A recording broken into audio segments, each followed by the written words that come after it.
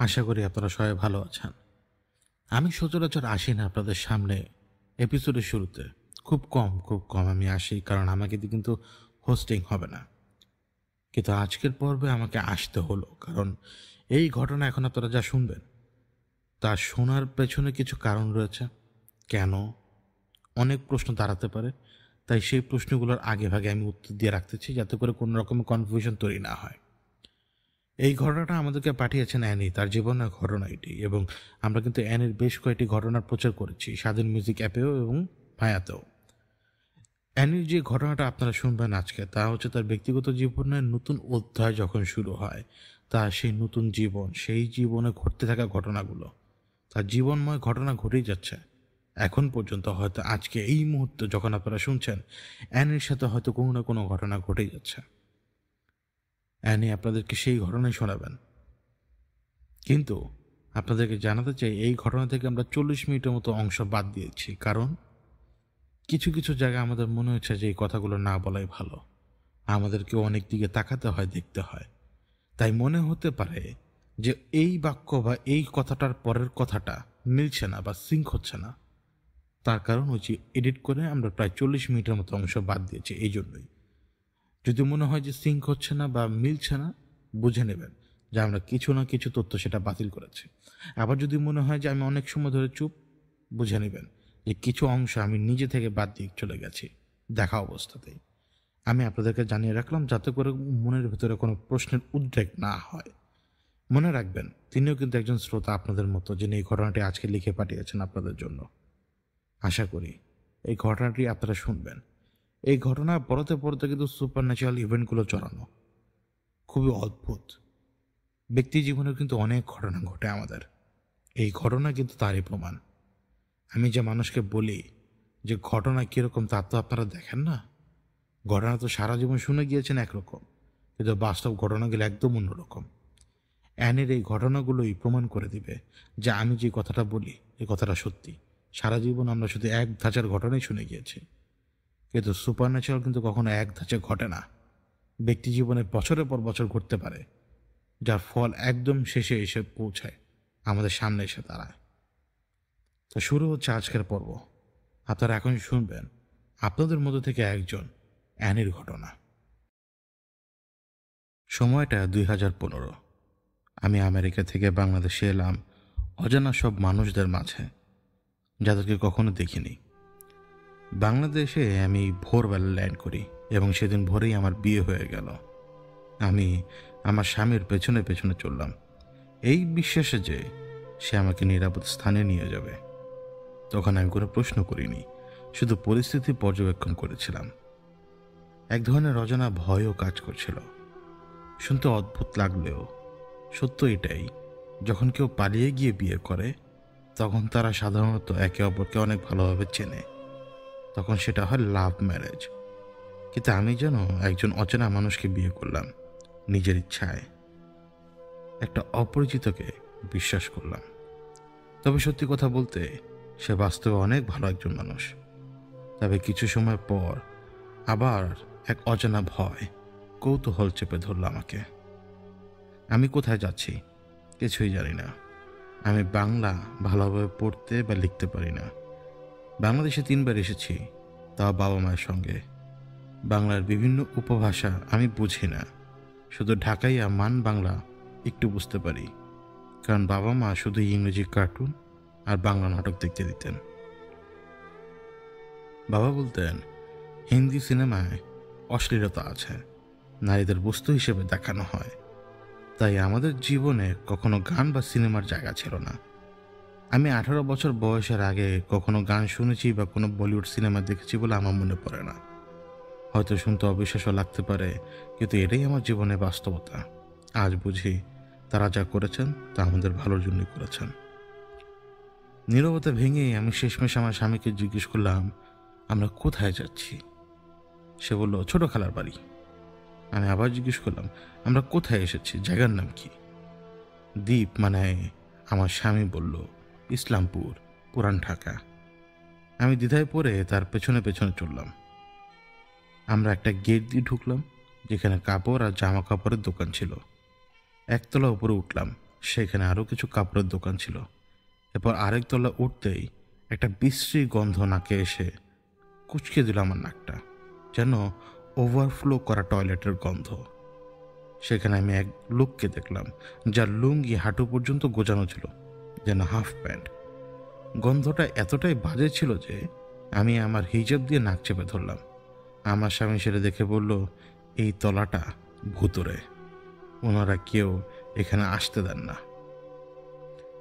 নিচের দোকানের কর্মচারীরাও যদি কোনো জরুরি প্রয়োজন এখানে আসে তাড়িয়ে দেওয়া হয়। আমার স্বামী বললেন, দোয়া পড়তে থাকো। আমি আবার পেছনের দিকে তাকালাম। পুরো তলাটা অন্ধকার, কোনো চিহ্ন নেই কারোর অস্তিত্বের কোনো অনুভূতিও নেই। আমি মাথা নাড়িয়ে সূরা ফালাক ও সূরা নাস পড়তে লাগলাম। স্বামীকে কিছুই বললাম না।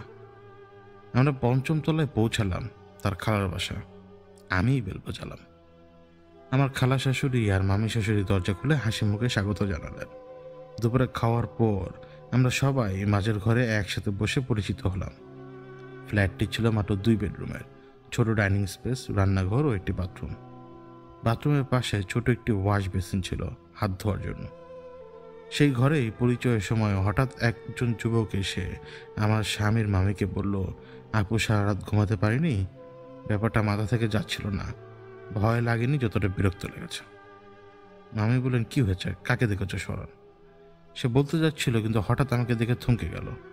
মামি বললেন, ও অ্যানি, ও আমার ছোট ভাই শরণ। আমি হেসে সালাম দিলাম। আমার স্বামী দীপ বলল, হ্যাঁ, উনি আমাদের শরণ মামা। তারপর বলল, মামা কি হয়েছে, ঘুম হয়নি কেন? শরণ বলল, আরে হয়তো দেয়ালে লাগানো দোয়াগুলোর মেয়াদ শেষ হয়ে গেছে, ঘরটা কি আবার বন্ধ করা হয়নি? সে জানালার পাশে খুঁটির দিকে ইশারা করে বলল, রাতে একসময় ঘুম ভাঙল, একটা অদ্ভুত শব্দ শুনতে পেলাম, যেন কাঠবিড়ালির মতো কোনো কিছু। চোখ খুলে দেখি একটা ছোট আকৃতির প্রাণী, অনেকটা ছোট শিশুর মতো, কিন্তু মাথা একটু বড়, ভ্রু একসাথে যুক্ত, আর কপাল থেকে কাঁধ পর্যন্ত চুল। চোখ বড় বড় আর গোল, কিন্তু সবচেয়ে ভয়ঙ্কর ছিল ওর দাঁত। প্রথমে মনে হয়েছিল বাচ্চা, কিন্তু যখন আমার চোখাচোখি হলো ও চমকে উঠল। তারপর একটা ভয়ঙ্কর হাসি দিয়ে জানালার পাশ থেকে আমার দিকে ছুটে এলো। আমি শুধু মনে করতে পারি, সে যখন বিছানা কাছাকাছি এলো ওর মুখ হাঁ করলো, আর ভেতরে ছিল ভয়ানক ভয়ানক কতগুলো দাঁত। তারপর আমার কিছু মনে নেই। মামি দীপের খালাকে বললেন, আপা ঘরটাকে নতুন করে দোয়া পরিয়ে পবিত্র করিয়েছেন, আবার কেন ফিরে আসছো না? আমি নিজেও এই প্রাণীটা কিছুদিন আগে দেখেছিলাম, এখন স্মরণও দেখেছে। তারা এতটাই আলোচনায় ডুবেছিল যে হয়তো ভুলে গিয়েছিল নতুন বউ ঘরে আছে, আর হয়তো ভেবেছিল আমি বাংলা বুঝি না। উচ্চারণে সেটা বোঝা গিয়েছিল। হ্যাঁ, সব কথা বুঝিনি, কিন্তু এই কথাগুলো বুঝেছিলাম। আসরের পর ছিল, মাগরিবের সময়, তখন আজান শুনলাম। মাশাআল্লাহ, কত সুন্দর। আমি সবসময় কল্পনা করতাম এমন একটা জায়গায় থাকবো যেখানে আজান সরাসরি শোনা যাবে। আজান হৃদয় ছুঁয়ে গেল। আমি নামাজের জানামাজ চাইলাম এবং নামাজ পড়লাম। এই সময় পাশের ঘরে তর্ক চলছিল হাদিস নিয়ে, ঠিক মাগরিবের সময়। আমি বললাম, মাগরিবের সময় তো নামাজ পড়বেন না? সবাই আমাদের তাকিয়ে আবার নিজেদের আলোচনায় মগ্ন হয়ে গেল। আমি ভাবলাম, কি অদ্ভুত মানুষ, নামাজের সময় হাদিস নিয়ে তর্ক করে, আর নামাজ তো পড়েই না। রাতে আমি, আমার স্বামী এবং আমি ঘুমিয়ে পড়লাম। দুজনেই তখন কিছুটা অস্বস্তি বোধ করছিলাম, কারণ তখন গভীর রাত, আর আমার স্বামীর কাকারা সবাই পাশের ঘরে বিভিন্ন রুমে ছিল। তাই বাথরুমে যাওয়ার জন্য তাদের পাশ দিয়েই যেতে আমি লজ্জা পাচ্ছিলাম। বাথরুমটা ছিল সামনের গেটের একদম পাশে। ঘরে ঢুকেই বাঁ দিকে বাথরুম, তারপর একটা রুমের পর আরেকটা রুম। রাত 3টার দিকে আমি ঘুম থেকে উঠি, কারণ জেট ল্যাগের কারণে ঘুমের রুটিন এলোমেলো ছিল। আমি বাথরুমে গেলাম, গোসল করলাম এবং বেরিয়ে এসে করিডোরে যাই, যেখানে একটা বাড়তি বেসিন ছিল। সেখানে আমি মুখ ও চুল মুছছিলাম। হঠাৎ আয়নায় দেখি একটা মুখ, যা আমার না। একটা খুব ফর্সা মেয়ের মুখ, আমার মতো, কিন্তু আমি না, যেন যমজ কেউ। কিন্তু যমজ হলেও কিছু না কিছু পার্থক্য থাকে। বিশ্বাস করুন, সেটা আমি ছিলাম না। আমি ভয়ে চমকে উঠি, কারণ সে যেন আমার দিকে তাকিয়ে হাসলো। আমি দৌড়ে ঘরে ফিরে আসি। ছোট ঘরটা পার হয়ে নিজের ঘরে ঢুকে স্বামীকে জড়িয়ে ধরি। তারপর সম্ভবত অজ্ঞান হয়ে যাই। জেগে উঠি তীব্র মাথা ব্যথা নিয়ে। সবকিছু ঝাপসা আর অন্ধকার লাগছিল। সবকিছু এত বিভ্রান্তিকর, ভাষায় তা বোঝানো কঠিন।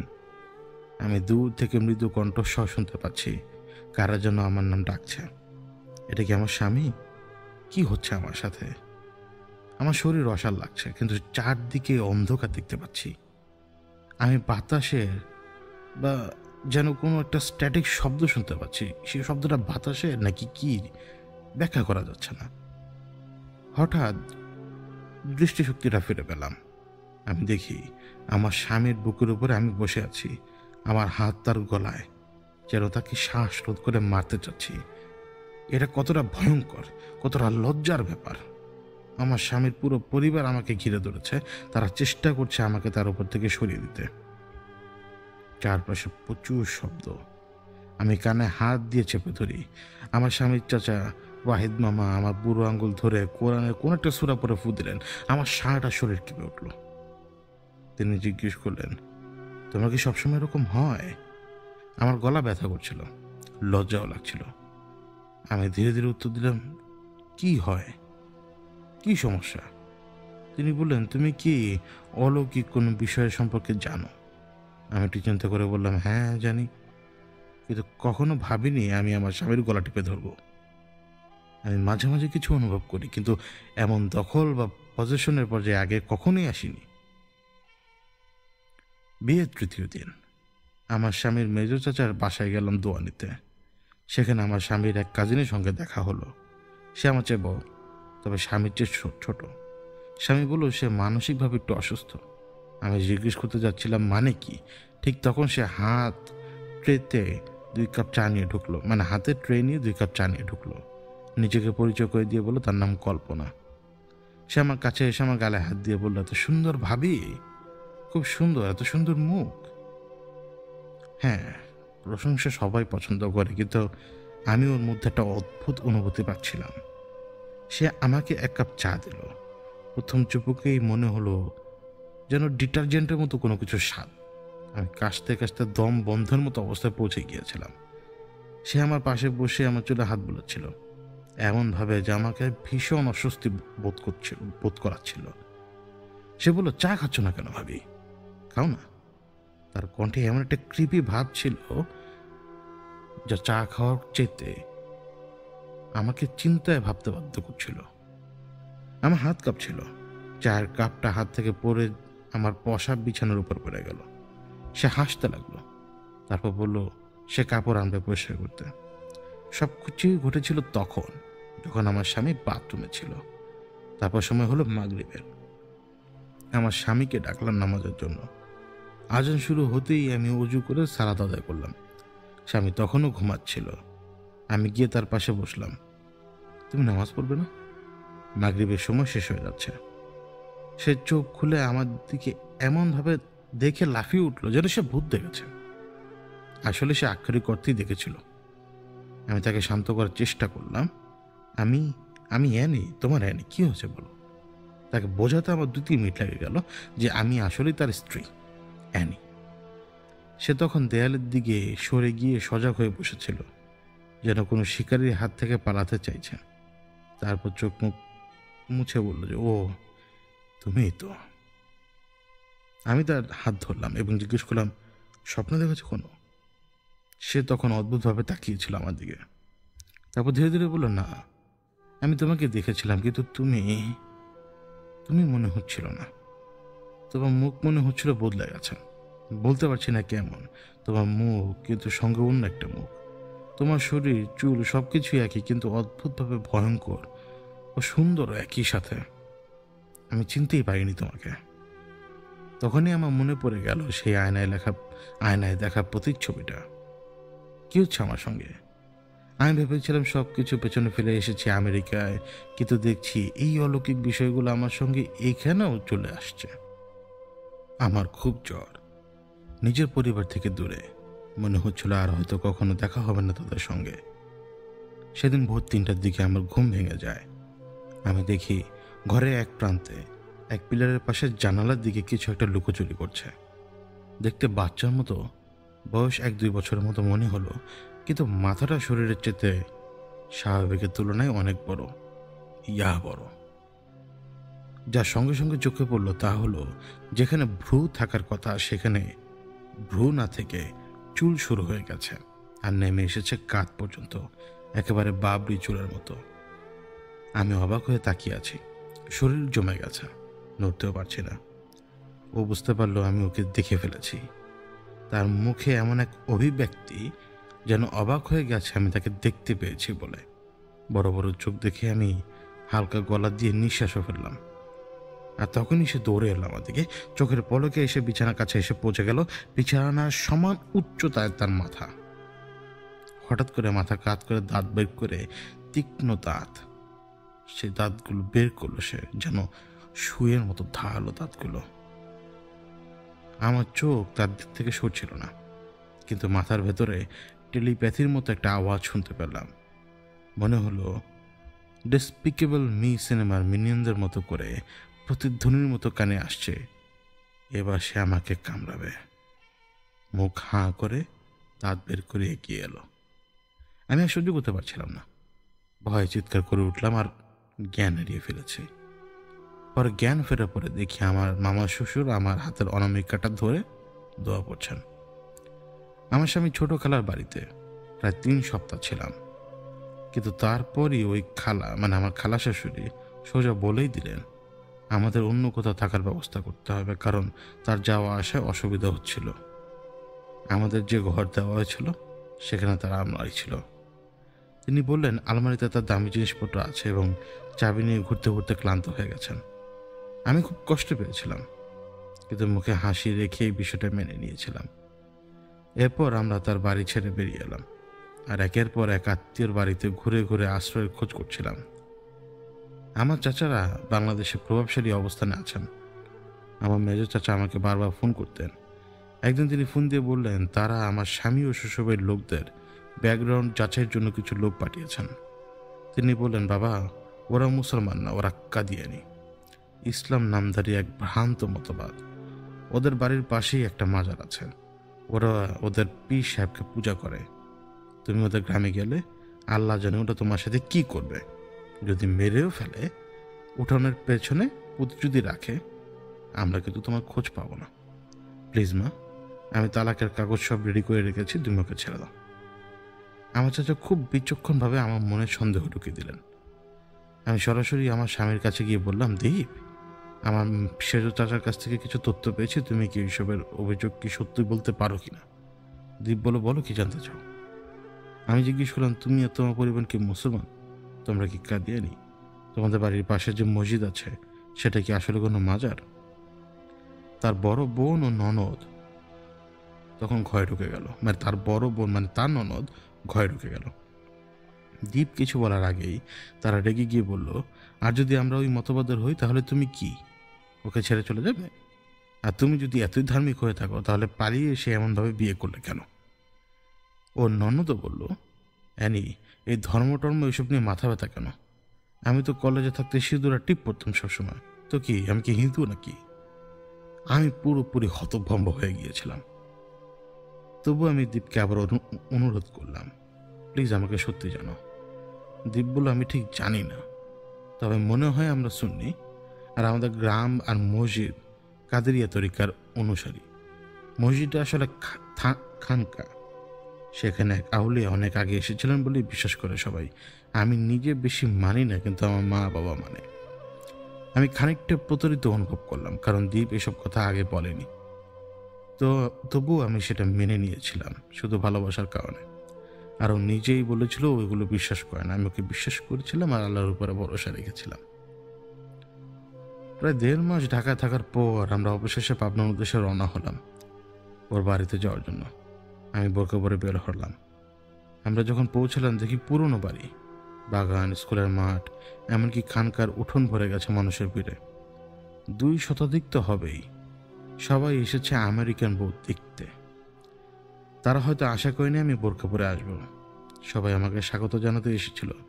আমি নিজেকে খুব স্পেশাল মনে করেছিলাম। তারা আমাকে যেন একজন তারকার মতো গ্রহণ করে নিয়েছিল। চারপাশে ফিসফিস করে সবাই বলছিল, ছেলেটা এত কালা, কি সুন্দর বউ পাইল, পাও কি সুন্দর বউ। এই সমস্ত কথাবার্তা চলছিল। আমি বাগান বাড়ির পেছনে যাচ্ছিলাম তখন। বাড়িটা ছিল একটা সেমি বাংলো টাইপ, নিচের অংশ সিমেন্টের আর উপরে কাঠ ও টিনের তৈরি।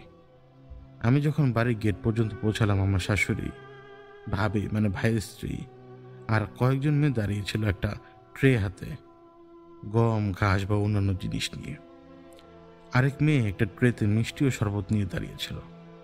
প্রথম ট্রে থেকে ভাবি সেটা ঘুরিয়ে আমার মাথার চারপাশে ঘোরালো এবং ঘাস দিয়ে আমারও দ্বীপের মাথা ছুঁয়ে বলল, স্বাগতম।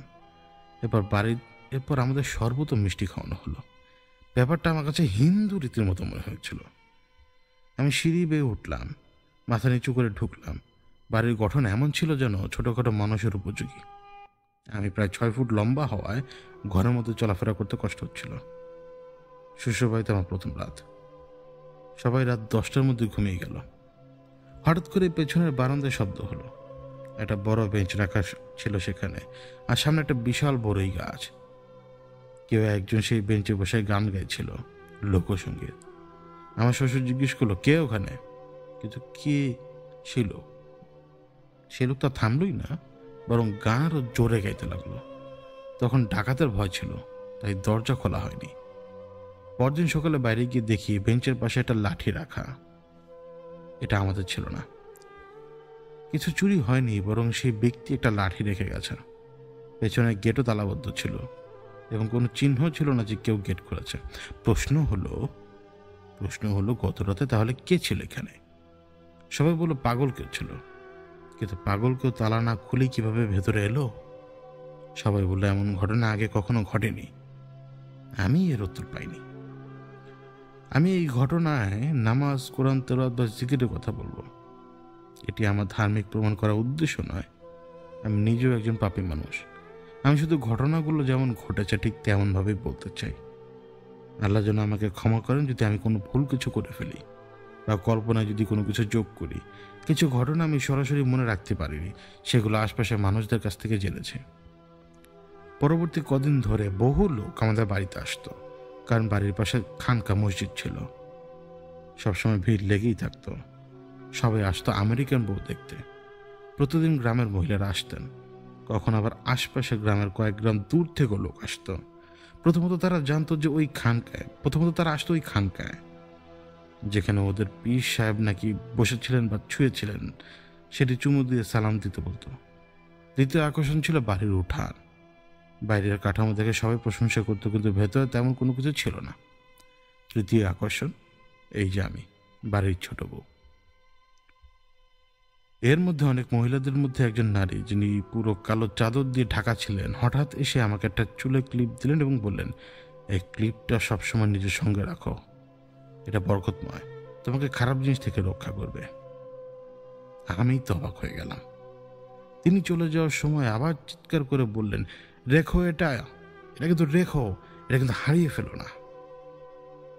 আমি সেই সাধারণ দেখতে ক্লিপটা ড্রেসিং টেবিলে রেখে ভাবলাম, এই নারী কি ভাবলো? আমি কিছুই বুঝি না। আমি খুব ভালো করে জানি শয়তান মানুষকে এভাবে ধোঁকা দেয়। আমি এই অচেনা মহিলার দেওয়া ক্লিপে বিশ্বাস করব না। আমার বিশ্বাস একমাত্র আল্লাহর উপরে। বেশ কিছুদিন চলে গেল। আমার শাশুড়িকে দেখতাম রান্নাঘরে ব্যস্ত, মানে বাড়ির বাইরে একটা মাটির চুলায় রান্নার জায়গা ছিল, যা গ্রামে সাধারণত দেখা যায় বারান্দা থেকে 10 ফুট বা 15 ফুট দূরে। আমি সেখানে রান্না করতাম না, আগুনের ভয় ছিল। প্রথমে গ্যাসের চুলাও ছিল না। আমি রান্নাঘরে সাহায্য করতে পারতাম না, কারণ ছুরি বা দা দিয়ে সবজি কাটতে পারতাম না, তবুও চেষ্টা করতাম। পরে যখন ঠিকমতো পারতাম না, তখন ঘর ঝাড়ু দেওয়া, পরিষ্কার পরিচ্ছন্নতায় সাহায্য করতাম। সবাইকে মাথা না ঢেকে নামাজ না পড়ে থাকতে দেখে আমিও প্রভাবিত হয়ে গেলাম। জীবনে প্রথমবার হিজাব খুলে ফেললাম। বহুদিন পর চুলে বাতাস লাগার অনুভূতি পেলাম। মনে হলো আমি যেন একটা মুক্ত পাখি।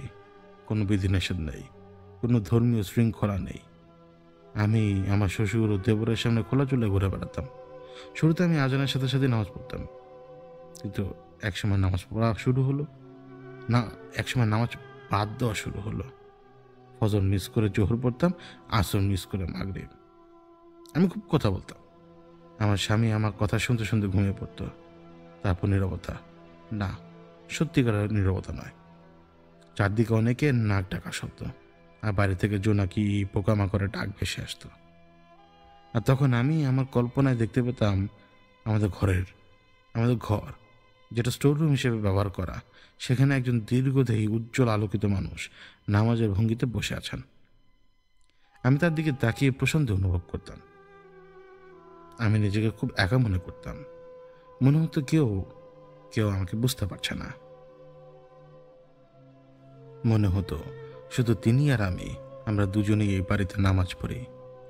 কখনো কখনো সবাই ঘুমিয়ে গেলে আমি জিকির করতে করতে ঘুমিয়ে যেতাম। আর যখন আমি ঘুম আর জাগরণের মাঝামাঝি অবস্থায় যেতাম, তখন নিজেকে দেখতে পেতাম আমি দাঁড়িয়ে আছি উপরের ঘরে, যাচ্ছি সেই ঘরে। ফাঁকা ঘরের দরজায় উকি দিয়ে সেই আলোকিত সাদা পোশাক পরা মানুষটিকে দেখছি। এটা বোঝানো খুব কঠিন। আমাদের তো অনেকেরই অনেক ধরনের জিন সম্পর্কে ধারণা আছে। এটা কি কোনো ইতিবাচক শক্তির অস্তিত্ব ছিল? আমি দরজার ফাঁক দিয়ে উকিতে দেখতাম সাদা আলোকিত এক বৃদ্ধ মানুষ, মাঝারি দাড়ি, জুব্বা পরা, মাথায় পাগড়ি, আর তিনি রুকুর ভঙ্গিতে বসে আছেন। সেই দৃশ্য আমাকে এক অনন্য শান্তি এনে দিত। আর ঠিক তখন তিনি আমার দিকে তাকাতেন। আমি হঠাৎ বিছানায় জেগে উঠতাম। এটা অনেকবার হয়েছে। পয়লা বৈশাখে সকাল ছিল সেদিন। আমি একটা লাল শাড়ি পরেছিলাম, আর পলি ভাবি আমাকে সাজিয়ে দিয়েছিলেন। ভাবি আমাকে নিজের বোনের মতো স্নেহ করতেন। ভাবি আমাকে ডাকতেন বন কোপাই বলে। আমি সেদিন শাড়ি পরেছিলাম, খোলা চুলে, কপালে বড় লাল টিপ পরে সবার সঙ্গে বেরিয়েছিলাম। আমি জীবনের প্রথমবার ভ্যান গাড়িতে উঠেছিলাম আমার স্বামীর সঙ্গে। আমরা মাগরিবের সময় বাড়ি ফিরলাম। তারপর আমার স্বামী কাজের মেয়েটি মদিনাকে বলল নাস্তা তৈরি করতে। মদিনা তখন বাড়ির পেছনে রান্নাঘরের জায়গায় নাস্তা বানাচ্ছিল, আর আমরা সামনে বারান্দা অপেক্ষা করছিলাম। হঠাৎ পেছন থেকে চিৎকার শুনলাম। তারপর দেখি মদিনা দৌড়ে এসে বলল ভাবি ও মামি, সে এইভাবে কথাবার্তা বলতে শুরু করলো। সে কথা বলতে পারছে না আতঙ্কের কারণে। আমরা বললাম কি হয়েছে মদিনা? সে তখন আতঙ্কের কারণে কাঁপছিল, ভয়ে কথা বলতে পারছিল না। সে বলল সে চা বানাতে গিয়েছে। চা বানাতে গিয়ে দেখে যে এক লম্বা কালো লোমে ঢাকা অবয়ব সামনে দাঁড়িয়েছে, এবং সে মদিনাকে উদ্দেশ্য করে বলছিল যে মদিনা, তুই আমার চা দিবি না? এই কথাটাই সে মদিনাকে বলেছিল। এই কথা শুনে আমার শাশুড়ি বললেন সূরা পড় তোরা সবাই। এভাবে সেজে গুজে খোলা চুলে গ্রামে ঘুরিয়ে বেরিয়ে এসেছিস, কত মানুষের নজর যে লেগে গেছে আল্লাহ জানে। তোদের আর অ্যানির উপরে সবার চোখ ছিল, এভাবে আর বের হবি না।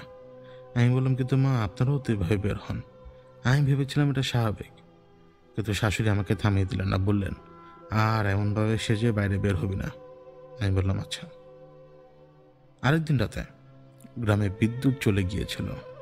মাগরিবের ঠিক আগে আমার স্বামীর ছোট দুলাভাই মাছ নিয়ে এসেছিল। সবাই আমার শ্বশুর শাশুড়ি ঘরে বসেছিল। নিচে ছিল দুটি ঘর, উপরে দুটি ঘর। সবাই গল্প করছিল। আমার শ্বশুর তো শৈশবের গল্প করছিলেন।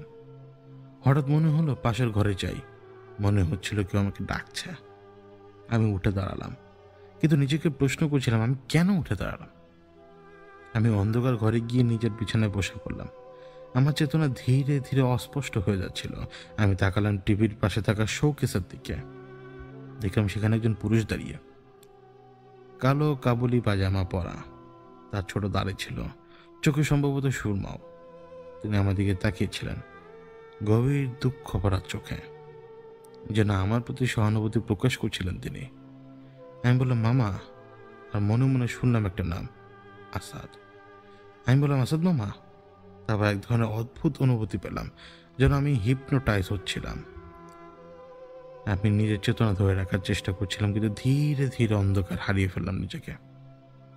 আমি জেগে উঠলাম আমার স্বামীর কোলে। সে বলল আমি একসঙ্গে হাসছিলাম আর কাঁদছিলাম। তখন আমার ভেতরে হাসার অদম্য ইচ্ছা হচ্ছিল, কোনো কারণ ছাড়াই। আমি সোজা তাকিয়ে দেখছিলাম শোকেসের দিকে। মনে হলো ওইখানে এক অদ্ভুত ভয় সেখানে বসে আছে, এবং সেই ভয় আমাকে গ্রাস করে ফেলল। মুখ দিয়ে কোনো শব্দ বেরোচ্ছিল না। তখন হঠাৎ করে কাজের মেয়ে মদিনা সোফার উপরে পড়ে গিয়ে হাসতে আর কাঁদতে শুরু করলো, ঠিক আগের মতো করে। সবাই তাকে ধরে সূরা পড়তে লাগলো, আর সে কিছু একটা বলছিল যেটা এখন মনে নেই আমার। আমরা দুজনই তারপর ঠিক হয়ে গেলাম। সবাই এমন আচরণ করলো যেন কোনো কিছুই হয়নি। আমি শাড়ি পরে সাজতে খুব ভালোবাসতাম, যদিও ঠিকঠাকভাবে শাড়ি পরতে পারতাম না বা জানতামও না। বড় ভাবি কিংবা শাশুড়ি আমাকে সাহায্য করতেন। একদিন আমি আর ভাবি করিডোরে ছিলাম। সেখানে সিঁড়ি ছিল আর একটা ছোট রান্নাঘর তৈরি করেছিলাম। সেদিন আমি সিঁড়িতে বসেছিলাম, লাল শাড়ি পরে। অনেক দেরিতে গোসল করেছিলাম, চুল খোলা ছিল শুকানোর জন্য।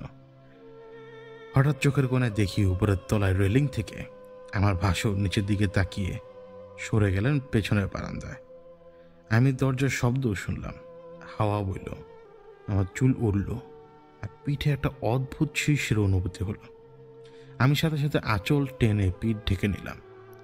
বললাম চিৎকার করে, হঠাৎ, ভাবি কে উপরে? তুমি বলনি যে ভাইয়া এসেছে? কবে এলো? ভাবি অবাক হয়ে বলল, উত্তর দিল আর কি, আনু তোর ভাইয়া তো এই সময় বাড়ি আসে না। এই সময় কবে বাড়ি আসে দেখছিস কোনোদিন? ও তো দোকানে, জানো তো, দুই ভাই বাবার সঙ্গে সন্ধ্যার পরেই আসে। আমি হতবাক হয়ে ভাবলাম, তাহলে আমি কাকে দেখলাম? এসব সময় তখন বিদ্যুৎ ছিল না। আমি নামাজে ছিলাম রুকুর অবস্থায়। তখন দেখি আমার স্বামী, ভাইয়া আর বাবা ঘরে ঢুকলেন। ভাইয়াকে দেখে আমার গায়ে কাঁটা দিয়ে উঠল। আমি জানি আমার স্বামী দীপ এই কথা শুনবেন এবং আমি তার কাছে ক্ষমা চাই। আমি তার অনুভূতিকে আঘাত দিতে চাই না, তবে এইভাবেই আমি এই সমস্ত ঘটনা অনুভব করেছি। আরেকদিন আমার শাশুড়ির একটি খারাপ অভ্যেস ছিল। তিনি সারাদিন রান্না করতেন আর মাগরিবের সময়ের কাছাকাছি এসে কাপড় কাচতেন, তারপর বাইরে গোসল করতেন কাপড় ছাড়াই। আমি এটা খুব অদ্ভুত মনে করতাম, আমার নিজেরই লজ্জা লাগতো। সেদিন তিনি বললেন, বিকেল হয়ে যাচ্ছে, কাপড়গুলো ছাদে শুকাতে দিতে হবে। আমরা সাধারণত ছাদের সামনের আর পেছনের বারান্দায় কাপড় শুকাতে দিতাম। ভাবি তখনও ঘুমাচ্ছিলেন। আমার শাশুড়ি ভাবিকে ডাকছিলেন, কিন্তু আমি বললাম, মা আমাকে দিন, আমি কাপড়গুলো শুকাতে দেব। তিনি বললেন, তুমি ঠিকভাবে পারবে? আমি বললাম, হ্যাঁ অবশ্যই। বড় উৎসাহ নিয়ে আমি বালতিটা নিয়ে উপরে যাচ্ছিলাম। উপরে ওঠার সময় আমি আবার দেখি ভাইয়া উপরে রেলিং থেকে উকি দিচ্ছেন আর সামনে বারান্দার দিকে যাচ্ছেন। আমি উপরে উঠে আমার ওড়না মাথায় দিলাম। আমি ভাইয়াকে খুব সম্মান করতাম। আমি তার সামনে খুব লজ্জা ভয় পেতাম, যেমন ছোট বোনেরা বড় ভাইদের সামনে পায়। আমি প্রথমে পেছনে বারান্দায় গেলাম, যতগুলো কাপড় পারি শুকাতে দিলাম।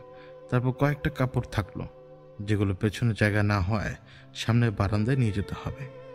সামনের বারান্দার মেঝে ছিল একটু কাঠের, একটু দুর্বল, ভারী কেউ দাঁড়াতে পারতো না। আমি চিকন ছিলাম বলে যেতে পারতাম।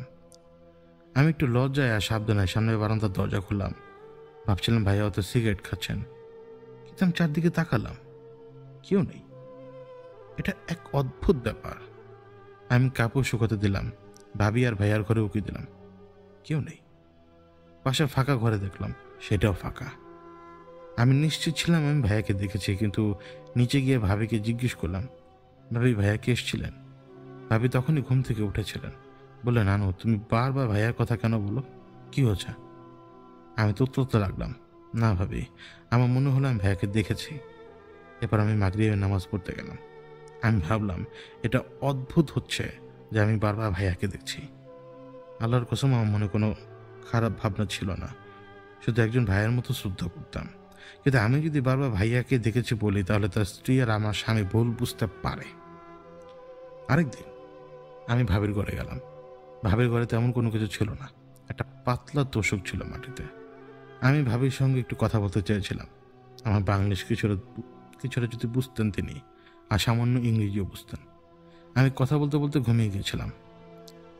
হঠাৎ আমি সেই অর্ধঘুম অবস্থায় দেখি ভাইয়া সেই কালো টি শার্ট আর প্যান্ট পরে উকি দিচ্ছেন ঘরে, জুতো খুলে পিছনের বারান্দার দিকে যাচ্ছেন। দরজা খোলা বন্ধ শব্দ পেলাম। আমি আতঙ্কে উঠে দাঁড়ালাম। ভাবলাম ভাইয়া হয়তো ঘরে আসতে চাইছেন। লজ্জা পেলাম, ভাবলাম তাকে ডেকে আনি। পেছন থেকে বারান্দায় গেলাম, কিন্তু দরজা তো তালাবদ্ধ। সামনের বারান্দাও দেখলাম, কেউ নেই। আমি নিচে নেমে এলাম, খুঁজতে লাগলাম ভাইয়াকে। শেষে স্বামীকে কল দিলাম। তিনি বললেন তিনি আর ভাইয়া দুজনেই দোকানে আছেন। আমি আর কিছু বুঝতে পারছি না। আরেকদিন জোহরের সময় উঁচু করে ভাইয়া ভাবির সবুজ স্টিলের আলমারির আয়নায় তাকালাম। হঠাৎ সাজগোজের মতো এক অদ্ভুত তাড়না এলো ভিতরে। মনে হলো লাল শাড়ি পরে নিজেকে সাজাতে হবে। আমি ট্রান্সে চলে গিয়েছিলাম। আয়নায় দেখলাম আমি যেন কারোর ইচ্ছায় কাজ করছি। হঠাৎ ভাবি ঘরে এসে বললেন, আনু তুমি কি করছো? মা দুর্গার মতো সাজছো কেন? এত বড় কাজলের টান দিয়েছ কেন? আমি আয়না তাকালাম এবং দেখলাম আমার হাতে কাজল, চোখে সনাতনী নারীদের মতো মোটা করে টানা কাজল, লাল টিপ, লাল শাড়ি পরা। কিন্তু আমি তো নিজে শাড়ি পরতাম না, ভাবি বা মা পরিয়ে দিতেন। যখন আয়নার দিকে তাকালাম দেখলাম আমি দুর্গার মতোই লাগছি। স্তব্ধ হয়ে গেলাম আমি। তখন আমি ভাবিকে বললাম, দ্বীপের জন্য এসেছিলাম, কিন্তু আসলে আমি নিজেই জানতাম না কখন কি হলো। একদিন আমি ফাঁকা ঘরে বসেছিলাম, যেটাই আমি সেই ভালো এন্টিটিকে তাহাজ্জুদ পড়তে দেখেছিলাম।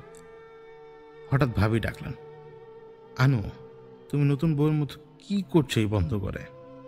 আমি দেখলাম ঘুমটা দিয়ে বসে আছে, বিয়ের রাতে বউ যেমন বসে থাকে। হলুদ রঙের শাড়ি পরা, হাঁটু চড়িয়ে ধরা। ভাবি বললেন, তুমি হাসছো কেন? এমন শয়তানি হাসি দিচ্ছ কেন? কিন্তু আমার কিছুই মনে পড়ছে না। আমি শুধুই হাসছিলাম। আমি হতবুদ্ধি হয়ে ভাবছিলাম, কিভাবে আমি এখানে এলাম, কখন শাড়ি পরলাম। তারপর সব অন্ধকার, কিছু মনে নেই। আরেকদিন আমি শ্বশুরের ঘরে ছিলাম। কে একজন মিষ্টি এনে টেবিলে সাজিয়ে রেখেছিল। হঠাৎ আমি মিষ্টির প্রতি একটা আকর্ষণ অনুভব করলাম। তারপর অন্ধকার, চারপাশে অন্ধকার, দূরে, বহু দূর থেকে একটা কণ্ঠস্বর। মনে হচ্ছিল আমার চেতনা ফিরে পাওয়ার জন্য লড়াই করছি আমি নিজেই। পানিতে ডুবে যাওয়ার মতো এক অনুভূতি। দম বন্ধ হয়ে আসতে লাগলো। শুনতে পাচ্ছিলাম আমার স্বামী শ্বশুর ডাকছেন।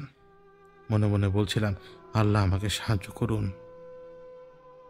আমি সূরা ফাতিহা পড়ার চেষ্টা করছিলাম, কারণ সবসময় কঠিন সময় এটাই আমার মুখের মধ্যে আসে। আমি জেগে উঠেছিলাম, যেভাবে ডুব দিয়েছিলাম এখন মাথা পানির উপরে ভাসছে, এরকম। দম বন্ধ লাগছিল, গলা শুকনো, চারপাশে একদম ঝাপসা। আমি বিছানায় ছিলাম, চোখ খুলে দেখি সবাই দাঁড়িয়ে। আমার স্বামী বললেন, আমাকে তুমি চিনতে পারছো? আমি দীপ। তিনি আমাকে জড়িয়ে ধরেছিলেন।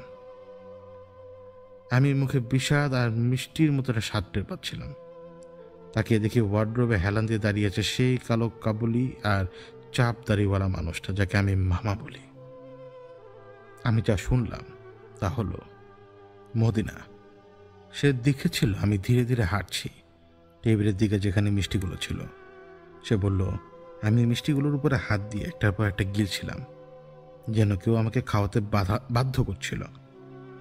শাশুড়ি আর ভাবি এসে আমাকে বিছানায় নিয়ে গেলেন। প্রথমে পানি ছিটালেন। আমি গম্ভীর গলায় হাসছিলাম, কাঁদছিলাম, গড়িয়ে উঠছিলাম, হাড় ক্র্যাক করছিল। তারা সূরা বলে আমি উঠতাম। অবশেষে আমি আবার ঠান্ডা হলাম। মিষ্টির ঘটনার পরে আমার মা বাবা ফোন করেছিল। আমার স্বামী তাদেরকে আমার অবস্থার কথা বলেছিলেন, কিন্তু তারা বিশ্বাস করতে চাননি। তারা বলেছিল, জিন কখনো মানুষকে কবজা করতে পারে না। আমি হয়তো মানসিকভাবে ভেঙে পড়েছি। আমার খালা বলেছিলেন, হয়তো আমি প্রচণ্ড মানসিক চাপে আছি, যেন আমি কক্সবাজার বা বান্দরবানে হানিমুনে যাই। আমি কিছু বলতে পারিনি, কারণ আমার স্বামী ও তার পরিবারের এমন আর্থিক অবস্থা ছিল না যে তারা আমাকে হুট করে কোথাও নিয়ে যেতে পারবে। আমার বাবা মা আমাকে বলেছিলেন আমেরিকায় ফিরে যেতে, পড়াশোনা শেষ করতে, এবং তারা আমাদের বিয়ে মেনে নেবে। আমার স্বামী কিছুটা কষ্ট পেয়েছিল। আমি এতটাই ক্লান্ত ছিলাম, মাইগ্রেন হচ্ছিল, কিন্তু তখন তিনি বললেন, না, আমাদের ওর চিকিৎসা করাতে হবে। ঠিক তখনই মদিনার কাজিন মালা ছুটে এসে বলল যে অমুক লোক এসব ক্ষেত্রে খুব ভালো এবং আমাকে সেখানে নিয়ে যাওয়া উচিত। আমি জানতাম না কোথায় যাচ্ছি, কী করতে হবে। আমি একদমই দুর্বল বোধ করছিলাম। আমার স্বামী আমাকে সিএনজিতে তুলে নেয়, মদিনাকেও সাথে নেয়, কারণ তারও সমস্যা হচ্ছিল। আমি ক্লান্ত হয়ে ঘুমিয়ে পড়লাম। যখন আমার ঘুম ভাঙে আমি দেখি আমরা এক অদ্ভুত জায়গায় আছি, পুরনো ধ্বংসপ্রাপ্ত বিল্ডিংয়ের মতো। সম্ভবত এটা ছিল আগে একটা স্কুল, মাঝখানে একটা জলাশয়। আমি নিশ্চিত না ওটা পুকুর ছিল নাকি নদী, কিন্তু পানি ছিল প্রচণ্ড নোংরা। আমাকে এবং মদিনাকে একটা নৌকায় তোলা হলো। শুরুতে আমার স্বামী ও ভাইয়া মদিনাকে জোর করে বসাতে চাইছিলেন, কিন্তু মদিনা হাসছিল, কাঁদছিল একসাথে, আর বলছিল সে যাবে না। আর ওর এমন অবস্থা দেখে আমার অস্বস্তি বোধ হচ্ছিল। সে বারবার হাসছিল, তারপর এসে আমার পাশে বসলো। হঠাৎ মদিনা আমার কানে ফিসফিস করে বলল, সব বোকাদের দল। আমি একদম স্বাভাবিক অবস্থায় ছিলাম। আমার স্বামীর দিকে তাকিয়ে মিনতি করে বললাম, দেখো আমি এখন ঠিক আছি, তুমি আমাকে কোথায় নিয়ে যাচ্ছ? আমার ভালো লাগছে না। আমার স্বামী একটু রুক্ষ হলো, বলল, চুপ থাকো, আমি যা কিছু করবো আমাদের ভালোর জন্যই তো করবো। যদি কালো জাদু করতে হয় তাই করবো। নৌকাটি একটি ছোট্ট দ্বীপে এসে পৌঁছালো। সেখানে ছিল একটি মাত্র ঘর এবং একজন লোক আমাদের দিকে এগিয়ে আসছিল। লোকটা পরনে ছিল তান্ত্রিকের মতো পোশাক, সম্ভবত কমলা রঙের। আমার স্বামীকে বললাম, তুমি আমাকে একজন হিন্দু পুরোহিতের কাছে কেন এনেছ? আমি একজন মুসলমান, আমি আল্লাহর বিরুদ্ধে কিছু করতে পারি না, আমি কিছু করব না, আল্লাহর প্রতি যা শিরক। দয়া করে আমাকে একজন মুসলমান হাকিম দেখো। আমি মিনতি করছিলাম। তখন মদিনা হঠাৎ পানিতে ঝাঁপ দিল এবং পালানোর চেষ্টা করলো। সে উল্টো দিকে সাঁতার কেটে যাচ্ছিল। পুরোহিতের সহকারীরা তাকে ধরে এনে ধোয়ার মতো কিছু শুকিয়ে দেয়। আমার স্বামী আমাকে টেনে মন্দিরের দিকে নিয়ে যায়। তখন বুঝলাম এটা মন্দির। সে মন্দিরের পুরোহিত আমাকে এই চোখে চোখ রেখে বলল, এই বড় বড় চোখ কাকে দেখাচ্ছ? আমি তো এর চেয়ে বড় বড় চোখ দেখি প্রতিদিন। তারপর সে আমার শ্বশুর শাশুড়িকে বলল, চিন্তা করবো না, আমিও চিকিৎসা করব, আল্লাহর নামেই করব। আমরা তান্ত্রিকরাও আল্লাহর নাম ব্যবহার করি। একজন নারী আমার চুল সরিয়ে আমার মুখে হাত বুলিয়ে দিয়ে বলল, এই জন্যই তো। তারপর তারা ঢাক বাঁচাতে লাগলো, ধোয়া দিতে লাগলো, যা আমার ভেতরটা পোড়াচ্ছিল। আমি একদম স্বাভাবিক অবস্থায় ছিলাম। আমি তখনকার সব কিছু মনে রাখতে পেরেছি। তারা আমাকে আগুনের সামনে বসালো। পুরোহিতের হাতে ছিল একটি খলি, যেটা সে আমার মাথায় ঢুকিয়ে দিল। আমি এখনো অনুভব করি সেই ঘন্টার আওয়াজ। আমি চেতনা হারাইনি, কিন্তু আমার মাথা ঘুরছিল ভয়ানকভাবে। তারা আমাকে মন্দিরের প্রবেশদ্বারে বসালো। শাশুড়িকে একটা ব্যাগ দিয়ে বলল, এটা প্রসাদ। পুরোহিত সেটাকে আমার সামনে রাখলেন। আমি উপরে তাকিয়ে দেখি সেখানে অনেক মূর্তি, শিব এবং কালী সম্ভবত। আমার হৃদয় ধরফর করছিল। আমি ছোটবেলায় শিখেছি মূর্তির দিকে সরাসরি না তাকাতে। আমি চোখ ফিরিয়ে কাঁদতে কাঁদতে আমার স্বামীকে বললাম, আমি এটা করতে পারবো না, আমি শুধু আল্লাহকে মানি। আমার স্বামী বললেন, দুঃখিত, আমি জানি, দয়া করো, আমাকে মাফ করে দিও। তারপর পুরোহিত আমাকে মূর্তির সামনে সেজদা দিতে বাধ্য করলো। আমি কাঁদতে কাঁদতে আল্লাহর কাছে বলছিলাম, লা ইলাহা ইল্লাল্লাহ, আস্তাগফিরুল্লাহ, আমি কেবলই তোমাকে মানি আল্লাহ, আমাকে এই কষ্ট থেকে রক্ষা করো। আমি জানি আমি এটা সত্যি মন থেকে বলেছিলাম। আমি একজন গুনাহগার মানুষ, কিন্তু আমি কখনোই শিরক করব না। তারপর সে আমার কামিজ তুললো এবং আমার পিঠে হাত দিয়ে বললো, আমি গর্ভবতী। সবাই খুব খুশি। তারপর আমাকে দেওয়া হলো পোড়া সরিষা তেল, নারকেল তেল ও একটু ওষুধ। পুরো বোতল শেষ না হওয়া পর্যন্ত আমাকে বলা হলো 2 সপ্তাহ স্বামীর সাথে না ঘুমাতে। মাঝরাতে একটি পুকুরে গিয়ে 3 বার ডুব দিতে বলা হলো। আমি জানি না কেন এসব করতে হলো, কিন্তু আমাকে করতে বাধ্য করা হলো। তাদের একজন একটি কাদামাটির পাত্র দিল, যা বিছানার নিচে রাখতে বলা হয়। যদি পানি কালো হয়ে যায়, বুঝতে হবে এখানে খারাপ কিছু রয়ে গেছে। আর পানি আসলেই নোংরা হয়ে যায়। আসলেই সেই পানি নোংরা হয়ে যায়। আমাকে 2টি তাবিজ দেওয়া হয়, একটি গলায় এবং আরেকটি কোমরে পড়তে বলা হয়। আমি মোটেই শান্তি বোধ করছিলাম না। ঠিক তখনই আবার সেই মামাকে দেখলাম, সেই সত্তা যে আমাকে এতদিন ধরে ভয় দেখিয়ে আসছিল। সে ঠোঁটে হালকা হাসি নিয়ে তাকিয়েছিল। আমি প্রতিরোধ করতে চাইছিলাম, কিন্তু সবাই ভাবছিল আমি এখনো জিন দ্বারা আক্রান্ত। আমি সেই তাবিজটা পরে রেখেছিলাম। সেটা বাবা আমাকে দিয়েছিলেন কিশোর বয়সে। আমার স্বামীর ছোট বোন আমেরিকায় চলে যাবে, তাই আমরা ঢাকায় তাকে বিদায় জানাতে গেলাম। সবাই জানে আমি গর্ভবতী, তাই আমাকে বিশেষ খাতির করা হচ্ছিল। যদিও আমার গর্ভাবস্থার শুরুতেই ছিলাম, আমি খুব চঞ্চল ছিলাম। ঢাকায় গিয়ে বাচ্চাদের সাথে খেলছিলাম। আমি খুবই বাচ্চাদের মতো আচরণ করছিলাম। আমি অনেক কাপড় আনিনি, কারণ 3 দিনের মধ্যে ঢাকা ছেড়ে চলে আসার কথা ছিল। প্রথম রাতে সকালে ঘুম থেকে উঠে দেখি আমার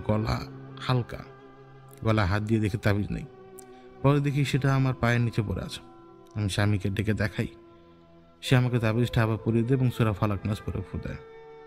দুপুরে ঘুমোতে যাওয়ার পর আমি হঠাৎ জেগে উঠি। সারা শরীরে যেন পিঁপড়া বা পোকা হাঁটছে। আমি চিৎকার দিয়ে উঠে পড়ি, গোসল করতে যাই, কিন্তু অনুভূতিটা যাচ্ছিল না। পরে সেটা ধীরে ধীরে চলে যায়। আবার আমার গলা খালি মনে হচ্ছিল। দেখি সেই তাবিজ ট্রেনের দিকে চলে যাচ্ছে। ড্রেন। আমি সেটা দ্রুত তুলে নিই। সন্ধ্যায় আমার স্বামী আমাকে বলল, অ্যানি সিলেট যাবে? আমি বিরক্ত হয়ে বললাম, তুমি সবসময় আশায় রাখো, পরে নিয়ে যাও না। সে বাস আর ট্রেনের টিকিট দেখিয়ে বললে, এবার সত্যি যাচ্ছি। আমি বললাম, কিন্তু আমার তো ভালো জামা নেই। স্বামী বলল, তুমি যেভাবে থাকো সুন্দরই লাগে, যা আছে তাই নিয়ে চলো। রাতে আমরা সিলেটের উদ্দেশ্যে রওনা দিলাম। বাসে ভীষণ ঝাঁকুনি হচ্ছিল, আমার একটু বমি বমি ভাব পাচ্ছিল। রাত 2টার দিকে বিশ্রাম নেওয়ার সময় আমি বাথরুমে যাই এবং দেখি আমার ব্লিডিং হচ্ছে, আমার মিসক্যারেজ হয়ে গেছে। আমি আমার স্বামীকে বলি প্যাড আনার কথা। বললো, এখন এখানে প্যাড পাবো না, সিলেটে গিয়ে নেমেই তারপর দিতে হবে। আমি কয়েক ঘন্টা রক্তক্ষরণ সহ্য করেই বাসে ছিলাম। সকাল 7টার দিকে পৌঁছাই। হোটেলে গিয়ে ঘুমানোর কথা হয়, মহিলাদের জন্য একটি ঘরও নেওয়া হয়। আমি গোসল করে চুপচাপ কাঁদি, দেখি সবাই ঘুমিয়ে গেছে। আমিও কিছুক্ষণ পর ঘুমিয়ে পড়ি। মাত্র 5 মিনিট ঘুমানোর পর মাথায় একটা ভয়ানক হাসির শব্দ শুনি। আমি বুঝলাম এই গর্ভপাত আমার সাথে যুক্ত কোনো অদৃশ্য শক্তির কাজ। আমি দোয়া পড়তে থাকি, ঘুমাতে চেষ্টা করি। ঠিক তখন আমি একটা স্বপ্ন দেখি। আমরা শ্বশুরবাড়ি আছি, বাইরে অন্ধকার, বিদ্যুৎ নেই। আমার স্বামী সেহরির জন্য ডিম সিদ্ধ করেছিল, আমি দুধ গরম করছিলাম। হঠাৎ শাশুড়ি ডাকলেন, পলি, পলি। ভাবি এসে বলল, রাসেল তো বাড়িতে নেই। রাসেল তো বাড়িতে নেই। সবাই দরজা গিয়ে পরীক্ষা করলো, সব লোক করা। ভাবি ফ্ল্যাশ লাইট নিয়ে উপরে গেলেন, তারপর চিৎকার শুরু করলেন, মা, ও মা, দীপ ভাই, দেখো কি হয়েছে, দেখো দেখো দেখো। আমার শাশুড়ি, আমার স্বামী আর আরিফ দৌড় দিয়ে উপরে গেল। আমি টেবিলের পাশে জমে গিয়েছিলাম। আমি শুনি আমার স্বামী বলছে, ভাইয়া। তারপর আরিফ নিচে দৌড়ে এসে বলল, রাসেল মামা ফাঁস নিয়েছে, রাসেল মামা ফাঁস নিয়েছে। সে আমাকে বলল, মামি, ছুরি দাও, কাটতে হবে। আমি কাঁদতে কাঁদতে ছুরি দিই। সে আমার শ্বশুরকে জাগিয়ে বলে, না না, ওঠেন, রাসেল মামা ফাঁস নিয়েছে। এই ভয়ঙ্কর স্বপ্নের শব্দে আমি ঘুম থেকে উঠে যাই। তখন শুনি শাশুড়ি আর শাশুড়ি ফোনে কথা বলছে যে রাসেল আগের রাতে পাগল হয়ে গিয়েছিল, দরজা বন্ধ করে কান লাগিয়ে বলছিল, চুপ, ওরা আসছে।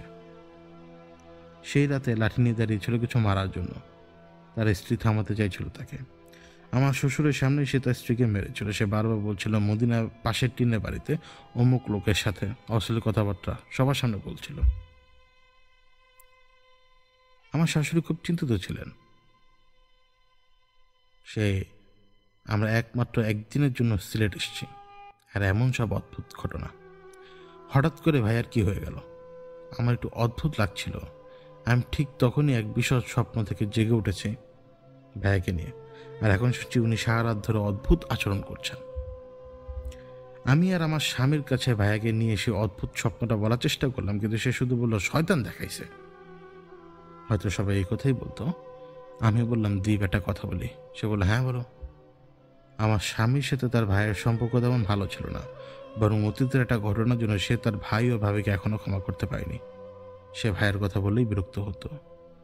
আমি তার হাতটা ধরে ধীরে ধীরে বললাম, দীপ, ভাইয়াকে মাফ করে দাও। যদি এমন একদিন আসে যখন সে আর না থাকে, তখন পেছন ফিরে আফসোস করবে না তো? আমি তাকে একটা হাদিস বলি। সে আমার হাত ছেড়ে দিয়ে বললো যে আমাকে হাদিস শোনাবে না। আমার শাশুড়ি আর আমার স্বামীর কাজিন তখন হযরত শাহজালাল রহমতুল্লাহ ও হযরত শাহপনান রহমতুল্লাহর মাজারে অতিরিক্ত সম্মান দেখানো নিয়ে তর্কে লিপ্ত ছিল, যার ফলে আমার স্বামীর সাথে কথোপকথন একদম থেমে গেল।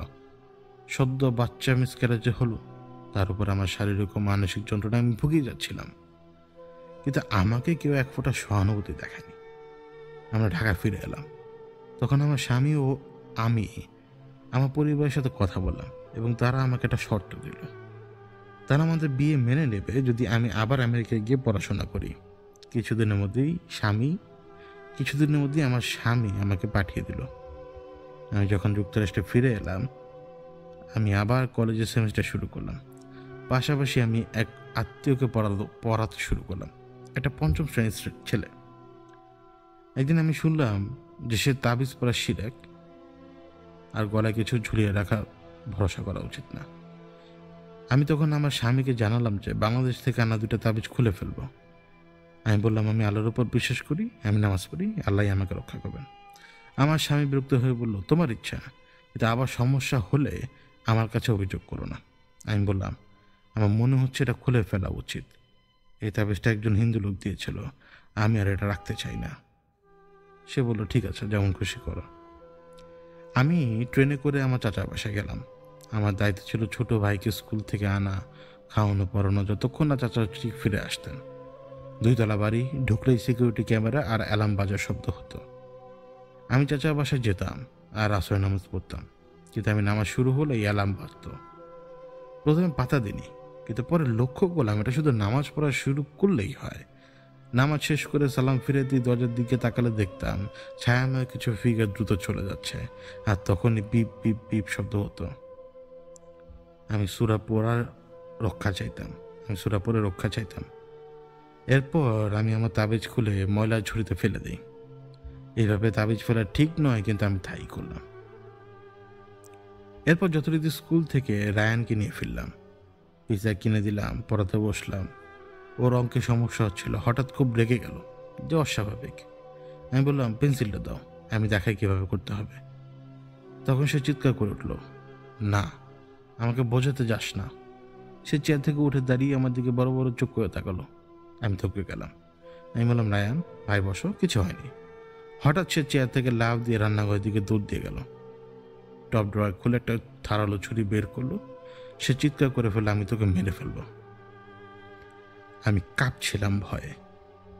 সে আমার দিকে আসছিল, কিন্তু হঠাৎ থেমে গেল, চোখ বন্ধ করলো। তারপর আমার দিকে তাকিয়ে বলল, আমি দুঃখিত অ্যানি, আমি জানি না কি হয়ে গেল। আমি হতবাক হয়ে শুধু মাথা নেড়ে বললাম, আজকের মতো শেষ, আমি এখন বাড়ি যেতে চাই। আমি চলে এলাম কাউকে কিছু না বলে। কয়েকদিন পর চাচা ফোন দিয়ে বললেন, অ্যানি তুমি আমাদের বাসায় আসো, কিছু অদ্ভুত কিছু দেখো নাকি? আমি বললাম, কীরকম চাচা? তিনি বললেন, সাম্প্রতিক সময়ে আমার পাশম প্লেট নিজে নিজে নড়াচড়া করে। আমি বললাম, আমি সেটা দেখিনি চাচা, কিন্তু আপনি জানেন যখনই আমি নামাজ পড়ি তখনই সিকিউরিটি অ্যালার্ম বেজে ওঠে। এই লেখাটা লেখার সময় আমার ল্যাপটপে সমস্যা হচ্ছিল। স্ক্রিন যেন অদ্ভুতভাবে ব্ল্যাঙ্ক হয়ে যাচ্ছিল, শব্দ গিলে ফেলছে, আর আলো ফ্লিকার করছে। কানে চাপ পড়ছিল, কিন্তু আমি এখনো লিখছি আপনাদের জন্য। কখনো কখনো চোখ ঝাপসা হয়ে যাচ্ছে, এমনকি চশমা খুলে কয়েকবার মুছলাম। আমি আবার শুরু করি। জানুয়ারি 2016। তখন আমার সেমিস্টার ব্রেক চলছিল এবং প্রায় 4 মাস হয়ে গেছে আমার স্বামীর সঙ্গে দেখা হয়নি। আমি কিছু টাকা জমিয়েছিলাম যেন 2 সপ্তাহের জন্য বাংলাদেশে গিয়ে তার সঙ্গে দেখা করে আসতে পারি। এবার মা আর আমি একসঙ্গে প্রথমবারের মতো একা বাংলাদেশে যাচ্ছিলাম, এবং আমি প্রথমবার শীতকালে বাংলাদেশে যাচ্ছিলাম। আমি গ্রামের বাড়িতে গিয়েছিলাম, যেটা আমার শ্বশুরবাড়ি।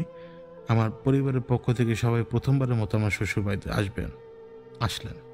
আমি অনুভব করলাম ভাইয়া আর ভাবির মধ্যে দাম্পত্য কলহ চলছিল। ভাইয়া অনেক অদ্ভুত আচরণ করছিলেন। তিনি হঠাৎ করে মদিনাকে দেখছিলেন, যদিও সে তখন বাড়িতে ছিল না। মদিনায় সারাদিন কাজ করতো আর সন্ধ্যায় পাশের এক বাড়িতে চলে যেত। এক রাতে বিদ্যুৎ চলে যাওয়ার সময় আমি হঠাৎ এমন কিছু দেখলাম যেটা আমার দেখার কথা ছিল না। আমি ভাইয়াকে আর মদিনাকে একসঙ্গে এমন অবস্থায় দেখলাম যা বলা অনুচিত। সেই দৃশ্য দেখে আমার শরীর ঘৃণায় অসুস্থ হয়ে পড়ল। এরপর স্বাভাবিকভাবে আমি তাদেরকে নেতিবাচক চোখে দেখতে লাগলাম। ভাবির জন্য খারাপ লাগছিল। আমার চাচা ফুপুরা সবাই এলেন এবং আমাকেও আমার স্বামী দীপকে নিয়ে নানু বাড়িতে বেড়াতে গেলেন।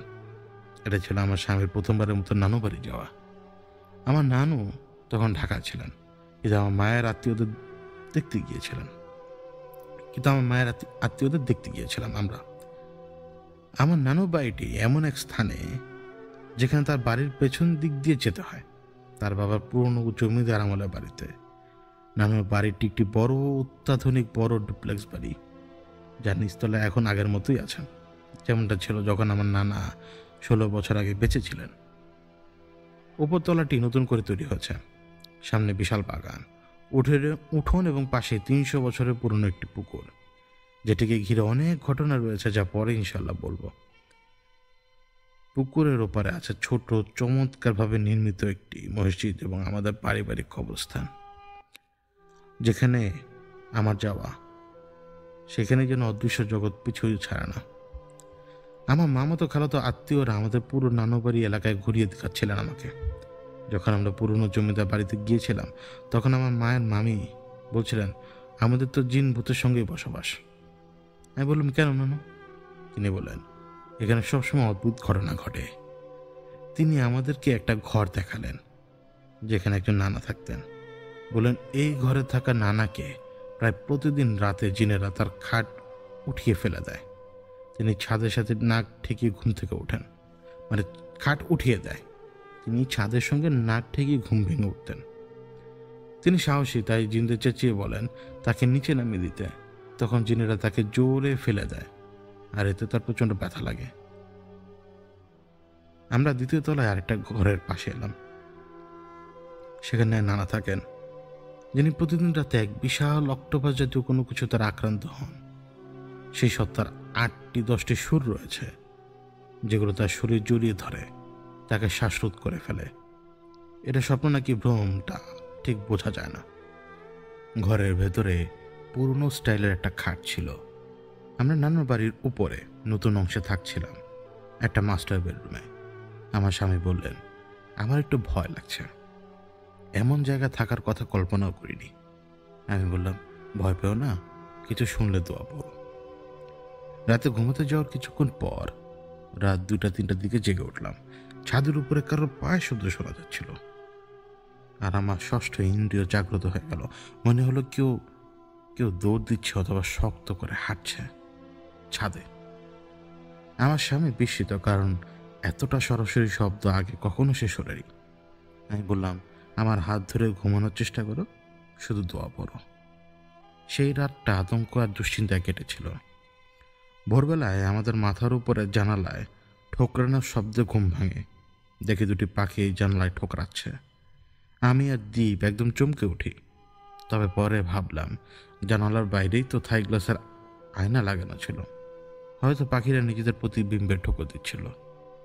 অন্যদিকে ভাইয়া আর ভাবির সম্পর্ক দিনে দিনে খারাপ হচ্ছিল, এমনকি তারা ডিভোর্সের কথাও ভাবছিল। বিয়ে করেছে 5 বছর হলো, কিন্তু তাদের কোনো সন্তান নেই। ভাইয়া হঠাৎ বলতেন মদিনা ওই লোকের সঙ্গে শুয়েছে, মানে বিভিন্ন রকমের কথাবার্তা, সেটা তাদের ব্যক্তিগত। মাঝখানে উঠে বলতেন মদিনা এসেছিল, যদিও সে তখন বাড়িতেই ছিল না। বলতেন মদিনা রাতের বেলা তার কাছে আসে। এসব শুনে যে কেউ ভাববে নিশ্চয়ই তাদের মধ্যে কিছুটা চলছে। 2 সপ্তাহের বাংলাদেশ সফর আমার শেষ হলো আর আমার সেমিস্টারের ব্রেক হতে চলল মাত্র 2 দিন।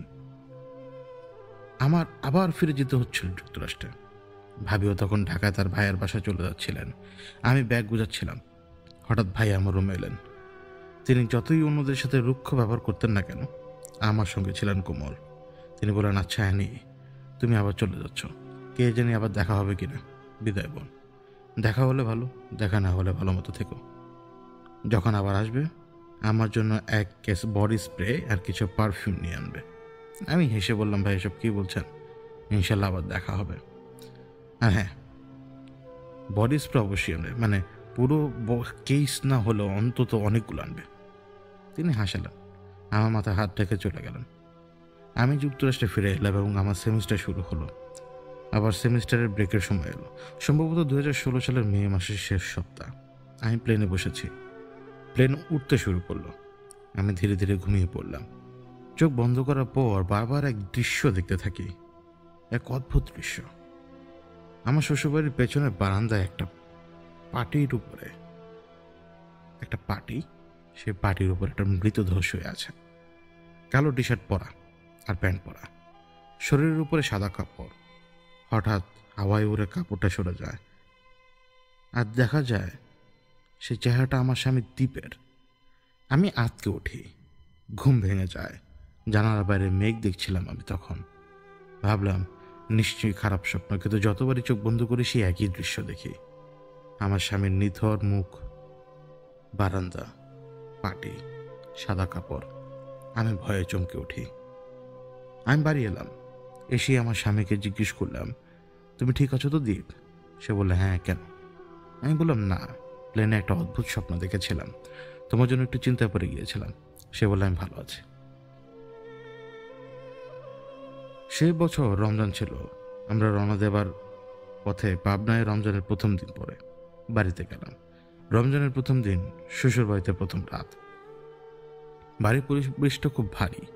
ভাই আর ভাবি দুজনেরই বাড়ির পেছনের বারান্দায় বড়ই গাছের ছায়া একটা বেঞ্চে বসেছিলেন। তখন বিদ্যুৎ ছিল না, তাই গরমের কারণে বাড়ি গিয়ে বসে। আমি কিছুটা লজ্জা দ্বিধায় উপহার নিয়ে বাইরে এলাম তাদের সাথে দেখা করার জন্য। আমি ভাইয়ের জন্য বডি স্প্রে, আতর আর কয়েকটা ফর্মাল টি শার্ট এনেছিলাম। আমি একটু লজ্জা নিয়ে বললাম, ভাই আপনার জন্য এনেছি এগুলো। উনি হেসে বললেন, ধন্যবাদ, খুব ভালো হচ্ছে পারফিউমগুলো। এরপর উনি সেগুলো ভাবির হাতে দিয়ে দিলেন, আর আমি গিয়ে বেঞ্চে বসলাম তাদের পাশে। কিছুক্ষণ পর আমার স্বামীও এসে আমার পাশে বসলেন। আমি হঠাৎ বললাম, এই মুহূর্তটা কতটা বরকতের। দুই ভাই আর দুই স্ত্রী একসাথে বসে আছে। ভাবুন তো, 5 বছর পরে আমরা কোথায় থাকবো। ভাইয়া আকাশের দিকে তাকিয়ে বললেন, আমি থাকবো ওপারে, আর তোমার ভাবি অন্য কারোর সাথে থাকবে, যে আমার চাইতে অনেক ভালো হবে, দেখে নিও। এই কথাগুলো শুনে ভাবি আবার খেপে গেলেন। তারপর তারা ঝগড়া শুরু করলেন। আমরা যার যার ঘরে চলে গেলাম। রাতের খাবার খেয়ে প্রতিদিনের মতো আমি দোয়া পড়তে পড়তে ঘুমিয়ে গেলাম। হঠাৎ ঘুম ভেঙে যায়। চোখ খোলার পর দেখি কিছু একটা। আমি বিছানার জানালার পাশে ঘুমাচ্ছিলাম, আর আমার স্বামী ছিল উল্টো পাশে। ওনার পাশে আমি দেখি এক ধরনের অবয়ব, হালকা নীলচে আলোয় জ্বলজ্বল করছিল। ছোটখাটো করণের একজন বয়স্ক মহিলা, শাড়ি পরা, মাথায় আঁচল ঘোমটা দিয়ে টানা। তার চোখ, নাক, ঠোঁট সবই যেন নীল আলোয় তৈরি।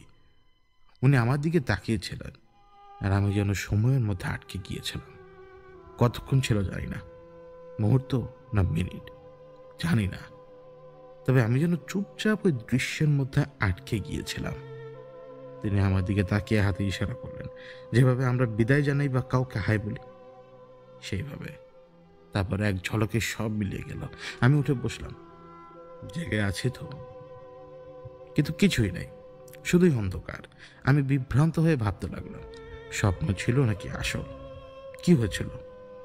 এসব ভাবতে ভাবতে পরে আবার ঘুমিয়ে পড়ি। এবার আরেকটা স্বপ্ন দেখি আমার বাবা মারা গেছেন। আমরা জানাজা দাফনের প্রস্তুতি নিচ্ছি, কিন্তু তখন কবরস্থ করার সময় এলো। কেউ আমার বাবার লাশ তুলতে চাচ্ছে না। কিছু পুরুষ উঠালেও তারা বাবার লাশ বারবার ফেলে দিচ্ছে আর বলছে অনেক ভারী, কোমর ব্যথা হয়ে যাচ্ছে। এই সময় আমার ঘুম ভাঙে আবার। তখন সকাল হয়ে গেছে, ফজরের নামাজ মিস হয়ে গেছে, কারণ সেদিন রাতে ঠিকমতো ঘুম হয়নি। ঘড়িতে দেখি সকাল 10টা বাজে।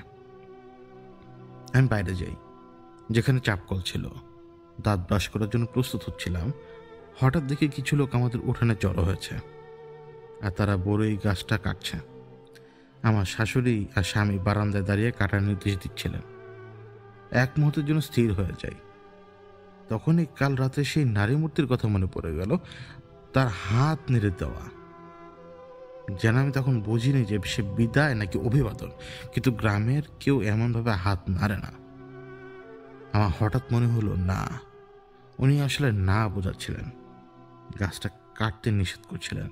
উনি বলছিলেন সবাইকে আনো, যেন গাছ কাটা না হয়। আমি দৌড়ে সিঁড়ি দিয়ে উঠে গিয়ে আমার শাশুড়িকে বলি, মা, দয়া করে গাছটা কাটবেন না। গত রাতে কেউ আমার সামনে এসেছিল, হাত না দিয়ে না বুঝিয়ে আমাকে নিষেধ করেছে, যদি কিছু হয়। শাশুড়ি আমাকে দেখে কাজ ঝাঁকিয়ে বিষয়টা উড়িয়ে দিলেন। আমার স্বামী আমাকে চুপ থাকতে বলল, কারণ ওই জায়গায় রান্নাঘর বানানো হবে, তাই গাছ কাটা জরুরি। আমি বারবার অনুরোধ করলাম, কিন্তু কেউ বিশ্বাস করবে আমার কথা? কেন কেন তারা আমার কথা শুনবে? আমি কে তাদের উপদেশ দেওয়ার জন্য? গাছটা কেটে ফেলা হলো। সেদিন আমার জন্য ছিল অস্বাভাবিক একটা বড় দিন। আমি অনেক কিছু খেয়াল করলাম, যা আগে কখনই খেয়াল করিনি। আমি আবারও আমার স্বামী দীপের কাছে ক্ষমা চাইছি, কারণ জানি সে এটা শুনবে। আমি কোনোভাবে তাকে কষ্ট দিতে চাই না। এই অংশে সে তখন বাড়িতে ছিল না, তার বাবার দোকানে কাজে ছিল। হঠাৎ বৃষ্টি শুরু হয়, খুব ভারী বৃষ্টি। আমি শুনলাম রাসেল ভাইয়া এসেছেন, হয়তো বারান্দার কিনারায় বসে বৃষ্টিতে ভিজছিলেন। আমার শাশুড়ি চিৎকার করে বলে, না, তোর কি হয়েছে রে? তুই এমন করছিস কেন? ওইভাবে বসে আকাশের দিকে তাকিয়ে আছিস কেন? উপরে কি আছে? সারাক্ষণ খালি উপরের দিকে তাকিয়ে থাকিস, এ কয়দিন খেয়াল করছি আমি। রাসেল ভাইয়া এসে উড়িয়ে দিলেন। তিনি বললেন, তুমি বুঝবা না মা, আমি যা দেখি তা তুমি বুঝবা না।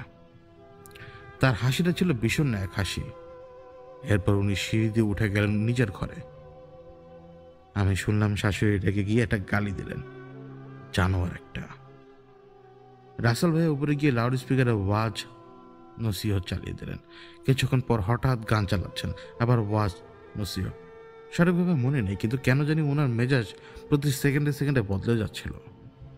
এরপর সে আমার শ্বশুরের ঘরে শুয়ে পড়লেন। আমার শ্বশুরের ঘরে আমার আলমারি। আমি তখন সেখান থেকে কিছু নিচ্ছিলাম।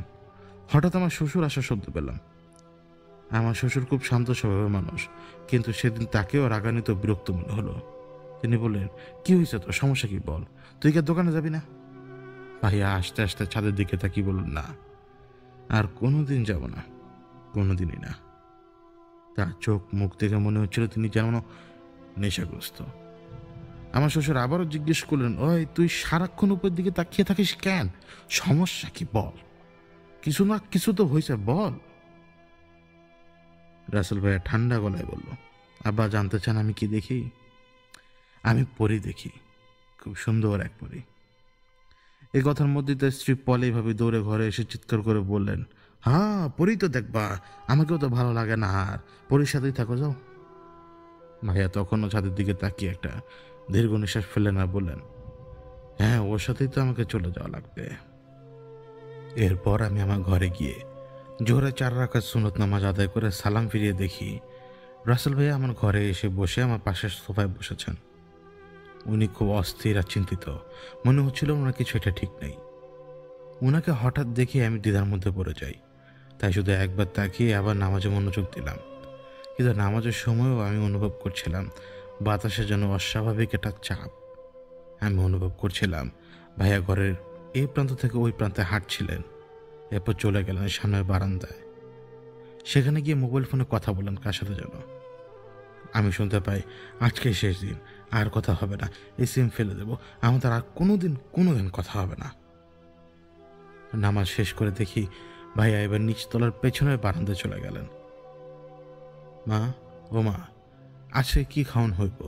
আজকে কি মেহমান আইব নাকি মা? এত কিছু রান্না করছো কেন? তিনি খুব স্নেহ করে ডাকছিলেন তার মাকে। আমার শাশুড়ি উত্তর দিলেন, হ্যাঁ মেহমান আসবে, মেহমান আসবে কই থেকে, আমার বাড়িতে খালি খাওন আর খাওন, সারাক্ষণ খালি খাওন আর খাওন, খালি খা খা করে সবাই, যা মরার খাওন খা। ভাইয়া এবার একটু বিরক্ত আর হতাশ স্বরে বললেন, চিন্তা করো না, আমি মরে তোমাদের শান্তি দিব। শাশুড়ি বললেন, যা মরগা, মরিস না কেন, তোর মতো ছেলে আমার লাগবে না। ভাইয়া আবারও হাসালেন এবং বললেন, ডোন্ট ওয়ারি মা, আমি খুব শিগগিরই মরে যাব, আজকেই ফাঁসি নেব। শাশুড়ি রেগে বললেন, কি ফাঁসি নিবি? যা যা যা ফাঁসি নেগা যা। এরপর ভাইয়া চলে যান। বিকালবেলা আমি আর ভাবি কথা বলছিলাম, ঠিক তখন মদিনা এসে বলল, আমি শুনছেন নাকি পাশের বাড়ির নিরু আপার 5 দিনের বাচ্চাটা দুধের বোতল সহ বালিশের পাশে শুইয়ে রেখে উনি রান্না করে গিয়েছিলেন। ফিরে এসে দেখেন বাচ্চাটা শ্বাস নিতে না পেরে মারা গেছে, মনে হয় গলার দিকে চেপে গেছিল। আমি পাশের বাড়ি থেকে কান্নার আওয়াজ শুনতে পেলাম। তখন পলি ভাবি জানালেন, এই বাচ্চাটা নাকি তার পাশের আপার জন্য অনেক স্পেশাল ছিল, কারণ এটা ছিল তার 3য় স্বামীর সঙ্গে প্রথম সন্তান। তার প্রথম স্বামী ছিল একজন মাদকাসক্ত, আর সে তাকে নির্যাতন করত। অবশেষে সে একজন ভালো স্বামী পায়। পলি ভাবি বলল, কখনো কখনো প্রথম স্বামীর ঘরে সুখ না থাকলেও 2য় স্বামীর ঘরে অনেক সুখ হয়। রাসেল ভাইয়া এলো রান্নাঘরে, যেখানে আমরা কথা বলছিলাম। সে পলি ভাবির মাথায় হাত রাখলো আর বলল, আমিও মরে গেলে তুমি আরেকটা বিয়ে করো, হ্যাঁ, তোমার 2য় স্বামীর ঘরটা অনেক ভালো হবে, দেখবা তোমার জন্য আমার চেয়ে ভালো মানুষ আসবে অনেক। ভাবি রেগে গিয়ে রাসেল ভাইয়ের হাতটা ছেড়ে ফেলে দিল। ভাইয়া চলে গেলেন। সেদিন রাতে আমি বেশ ভয় পেয়ে জেগে উঠলাম। আমার স্বামী দীপ বলে, কি হয়েছে?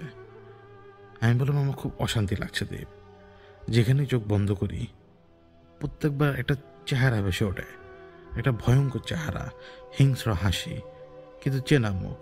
আমার কাছে মনে হচ্ছিল আমি রাসেল ভাইয়ের মুখ দেখছি। সে মুখটা হিংস্রভাবে হাসছিল, তারপর এমন একটা মুখভঙ্গি করছিল যেন সে দম বন্ধ হয়ে মারা যাচ্ছে, বা কারোর দ্বারা তাকে গলা টিপে হত্যা করা হচ্ছে। সে বাঁচার চেষ্টা করছে, কিন্তু সেই হিংস্র হাসি ঠিকই তার জায়গায় রয়েছে। চোখ দুটো ফাঁকা ফাঁকা, মুখ থেকে লালা পড়ছে। মুখটা প্রথমে স্বাভাবিক, তারপর জন্য এক্স-রে ইফেক্টের মতো হয়ে যাচ্ছিল। আমি বারবার ঘুম থেকে লাফিয়ে উঠছিলাম। আমি বললাম, দীপ আমার ভালো লাগছে না। আমি একটা ভয়ঙ্কর মুখ বারবার দেখছি। আমি তখন ওকে বলি না আমি রাসেল ভাইয়ের চেহারা দেখছি। আমার স্বামী দোয়া করে আমার নিজের উপরে ফু দিল, তার উপরও ফু দিল, আর বললো সেহরির সময় হয়ে গেছে, তোমার ঘুম হয়নি, একটু ঘুমানোর চেষ্টা করো, আমি তোমার জন্য 2টা ডিম সিদ্ধ করে আনছি। কিন্তু আমার ঘুম আসছিল না, সে অস্বস্তিকর অনুভূতি পাচ্ছিলাম। আমি চোখ মুছে উঠে পড়লাম। এর মধ্যে আমার শাশুড়িও জেগে উঠলেন। তিনি আমাকে বলেন, তুমি বাইরে যাবে কিনা আনি? আমি বললাম হ্যাঁ। বিদ্যুৎ চলে গিয়েছে। আমরা তখন পেছনের বারান্দার মাঝামাঝি জায়গায়, ঠিক একটা লাইট বাল্বের নিচে। ওপর থেকে যেন কিছু একটা পড়ছিল ফ্লোর বোর্ডের ফাঁক দিয়ে টুপটুপ করে। হঠাৎ আমার শাশুড়ি কিছু একটা পায়ে মারিয়ে পিছলে পড়ে যাচ্ছিলেন। আমরা টর্চে আলো ফেলে দেখলাম মেঝেতে অনেকটা পানি জমে আছে। পানি, এই পানি কোথা থেকে এলো? বৃষ্টি তো হচ্ছে না, বারান্দার মাঝখানে হঠাৎ করে এমন পানি থাকবে কেন? মা বলেন, কিসের পানি এটা? তিনি আবার ঘরে ফিরে গেলেন আর ডাকতে লাগলেন পলি ভাবিকে।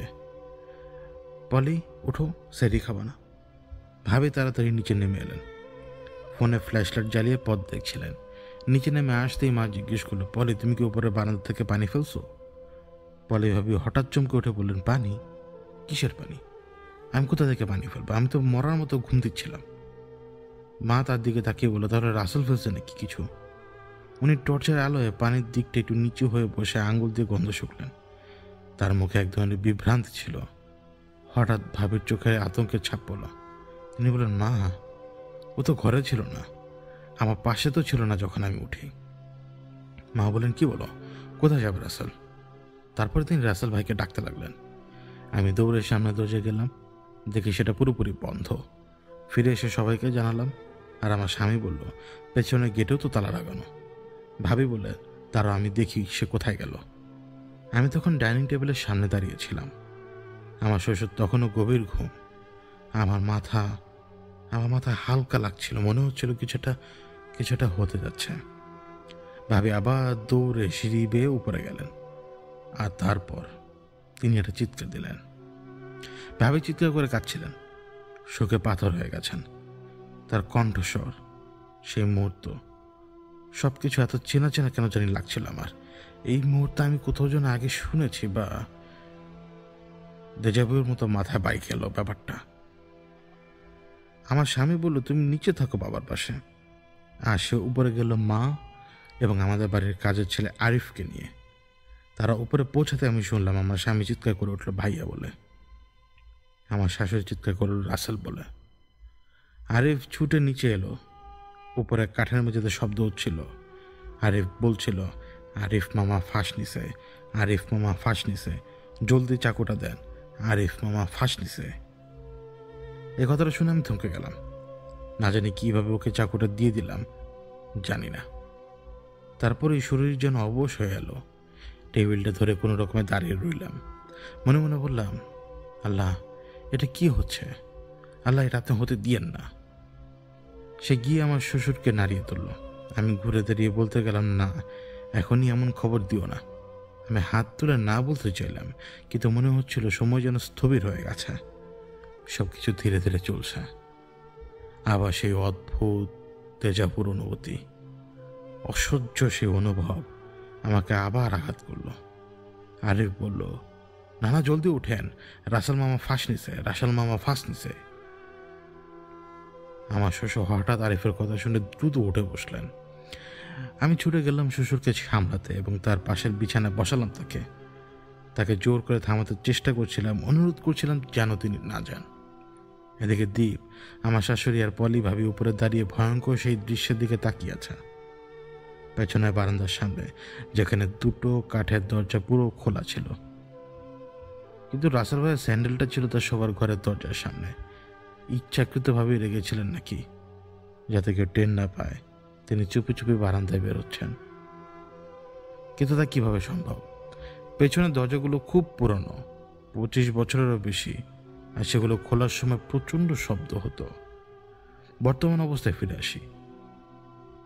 দীপ, তার মা আর ভাবি দাঁড়িয়েছিল এক ঝুলন্ত মৃতদেহের সামনে, যে মানুষটা 4-5 ঘন্টা আগেও জীবিত ছিল। যতটা সম্ভব আমি দৃশ্যটা বর্ণনা করার চেষ্টা করছি। রাসেল ভাইয়ের মাথা নিশ্চিতভাবেই ফাঁসের দড়িতে ঢলে পড়েছিল। কিন্তু ওই দড়িটা তিনি কোথায় পেলেন? সেটা ছিল মোটা দড়ি, যা সাধারণত ঘরে এভাবে পড়ে থাকে না। তবে আবার মনে পড়ল, আমার শ্বশুরের কাপড়ের দোকান ছিল, সেখানে শাড়ির চালান বাঁধার জন্য ওই দড়ি ব্যবহার করা হতো। আর হয়তো সেটা স্টোররুমে রাখা ছিল। কিন্তু অদ্ভুত ব্যাপার কি জানেন? তার হাঁটু কাঠের মেঝেতে লেগেছিল। মনে হচ্ছিল তিনি প্রাণপণে চেষ্টা করছিলেন নিজেকে ঝুলিয়ে রাখার জন্য, পা উপরে তুলতে তুলতে। নয়তো কেউ তাকে শ্বাসরোধ করে ঝুলিয়ে রেখেছিল। আর বাড়িটার কাঠামো ও ছোটখাটো মানুষের উচ্চতার উপযোগী করে বানানো ছিল। আমি কখনোই এই বাড়িতে সোজা হয়ে হাঁটতে পারিনি, কারণ সিলিং ছিল খুব নিচু। আমি স্বামী দুজনেই 5 ফুট 9 ইঞ্চি, আর ভাইয়া ছিলেন প্রায় 5 ফুট 4। এমনকি সেও খুব সহজেই ছাদ ছুঁতে পারত। রাসেল ভাইয়ের জিভ সামান্য বের হয়েছিল, চোখ বড় বড় করে খোলা। তার লুঙ্গি ভিজে গিয়েছিল, আর উরু বেয়ে পা বেয়ে মেঝেতে ঝরছিল কালচে একটা তরল। মেঝেতে চারপাশে বড় বড় দাগ ছড়িয়ে পড়ছিল, যা ব্যাখ্যা করে কেন নিচতলার বারান্দায় পানি পড়ছিল। পলিভাবি হাওয়া করে কাঁদছিলেন। তুমি কি করলে? তোমার মনে এত খারাপ চিন্তা কিভাবে এলো? তুমি আমাকে এটা কিভাবে করলা? অন্যদিকে আমার শাশুড়ি তখনও নিঃশ্বাস নিতে পারছেন না। দড়ি কাটার পর দীপ তার ভাইকে কোলে তুলে নিল। কয়েক মিনিটের মধ্যে আরিফ নিয়ে এলো তার নানাকে, যাকে আমরা মান্নান কাকা বলে ডাকতাম। তিনি এসে দীপ আর আরিফের সঙ্গে মিলে ভাইয়াকে নামিয়ে আনলেন সেই নড়বড়ে কাঠের সিঁড়ি বেয়ে। মাঝপথে আমি হল করে উকি দিয়ে দেখলাম দীপ আর কাকা দাঁড়িয়ে গেছে আর বলছে, শরীরটা তো অনেক ভারী, তাদের পিঠে ব্যথা করছে। কিছুক্ষণ বিশ্রাম নিয়ে তারা আবার তাকে নামিয়ে শ্বশুরের বিছানার পাশের মেঝেতে শুয়ে দিলেন। এই সময় ডাক্তার এসে পরীক্ষা করে বললেন তিনি আর নেই। এর মধ্যে বারান্দায় একটা পাটি বিছানো হলো, আর ভাইয়ার দেহ সেই পাটির উপরে শুয়ে দেওয়া হলো, পেছনে বারান্দায়, যেখানে একসময় বড়ই গাছের ছায়া পড়ত। আমার মনে হঠাৎ ভেসে উঠল কয়েকদিন আগে দেখা সেই স্বপ্নটা, যখন স্বপ্নে দেখেছিলাম আমার বাবার মৃত্যু হয়েছে আর কেউ তাকে তুলতে আসছে না। সবাই অভিযোগ করছে তার দেহটা নাকি খুব ভারী। আর দ্বিতীয় ফ্ল্যাশব্যাকটা ছিল বিমানে করে বাংলাদেশে আসার সময় আমি যে দৃশ্যগুলো বারবার দেখছিলাম, মনে আছে? আমার স্বামীর মুখ আর তার মৃতদেহকে পেছনে বারান্দায় পড়ে থাকতে দেখেছিলাম। তারপর হঠাৎ এক ঝলকে দেখলাম সেই বৃদ্ধা সত্তাকে, যিনি তার হাত নেড়ে বারবার না করছেন, যেন বলছেন থামো। এই মুহূর্তে আমি কি অনুভব করছি বুঝতে পারছি না। এই সব কিছু আমাকে একেবারে দারুণভাবে কনফিউজ করে দিচ্ছে। চারপাশে সবার কান্নার চিৎকার আমাকে আরো অস্থির করে তুলল।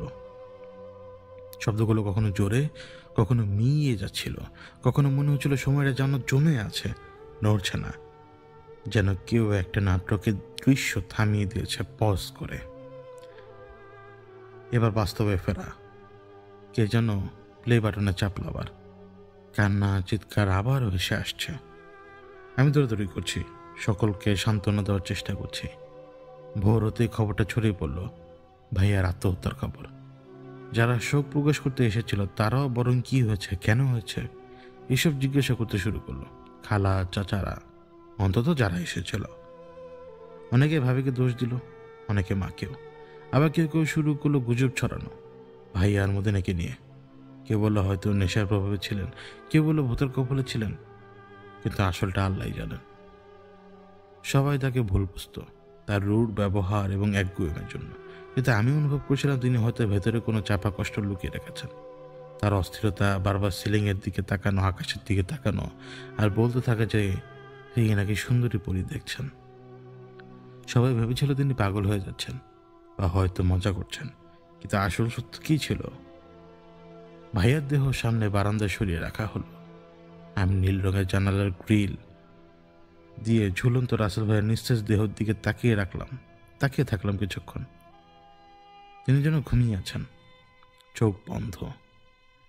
আমি দড়ির কোনো দাগ লক্ষ্য করিনি, যা ঝুলিয়ে রাখার ফলে হতে পারে, কিন্তু সময় কেটে যেতে লাগলো। মশা দেখা দিল, অনেক মশা, অগণিত মশা দেহের উপরে ঘুরে বেড়াতে লাগলো। আমি তার ট্যাটুটা লক্ষ্য করলাম। হ্যাঁ, ডান বাহুতে কাঁধের একটু নিচে একটা ট্যাটু, একটা এন লেখা। আমাকে বলা হয়েছিল এটা পলিভাবের প্রথম নামের প্রতীক। কেউ আমাকে কাঁধে চাপ দিয়ে বলল, আপনি কি রাসেল ভাইয়ের বউ? আমি মাথা নাড়িয়ে তাকে কাদা অবস্থায় যে ঘরে ভাবি শুয়েছিলেন সেই ঘরে নিয়ে গেলাম। এর মধ্যে পুলিশ এলো, বললো দেহটা পোস্টমর্টমের জন্য নেওয়া হবে। এক আন্টি উঠে দাঁড়িয়ে পুলিশকে অনুনয় করলেন পোস্টমর্টম না করতে, কিন্তু পুলিশ বলল যে পোস্টমর্টম করতে হবে। শেষে ভাইয়ার দেহ নিয়ে যাওয়া হলো পাবনা শহরে। আমার পাশ দিয়ে মানুষ গেল, আরও নানা মন্তব্য শুনলাম। ছোট বউটা কেমন, ভাসু মারা গেছে, এক ফোঁটা চোখের পানি পড়ল না, কলিজায় পাথর, এমন কথা শুনে মন খারাপ লাগলো। ভাইয়াকে গোসল করানোর সময় আমার স্বামী কিছু একটা লক্ষ্য করলেন। ভাইয়ের কোমরে একটা ফাঁসের দড়ি রাখা। কেমন জানি মনে হলো যে ওই দড়িটা বাঁধা ছিল। দ্বীপ ফিরে এসে ভাবিকে জিজ্ঞেস করলো, ভাইয়ের কোমরে যে দড়িটা আছে সেটা কি? তোমার কোনো কিছু জানা আছে? ভাবি বললেন, হ্যাঁ, রাসেল একবার বলেছিল যে পাশের গ্রাম থেকে একটা ফাঁসির দড়ি এনেছে। এক রাত বলেছিল এটা কোন এক তরুণীর আত্মহত্যার স্থানে ছিল। কিন্তু আমি তখন ভেবেছিলাম ও শুধু রাতের বেলা বাজে কথা বলছে। আমি জানতাম না আসলে ওর কাছে সেটা আছে, কারণ তোমার ভাই আমাকে তার কাছে অনেক মাস ধরেই যেতে দিত না। মাগরিবের আগে জানাজা অনুষ্ঠিত হলো। সবাই আমাকে জিজ্ঞেস করলো, তুমি কি রাসেলকে শেষবার দেখবা? আমি বললাম না। অবশেষে কাঠের খাটিয়া নিচে দেওয়া হলো। প্রথমে কেউ দেহ তুলতে চাইছিল না, কিন্তু পরে 4 জন লোক জোগাড় হয়ে দেহ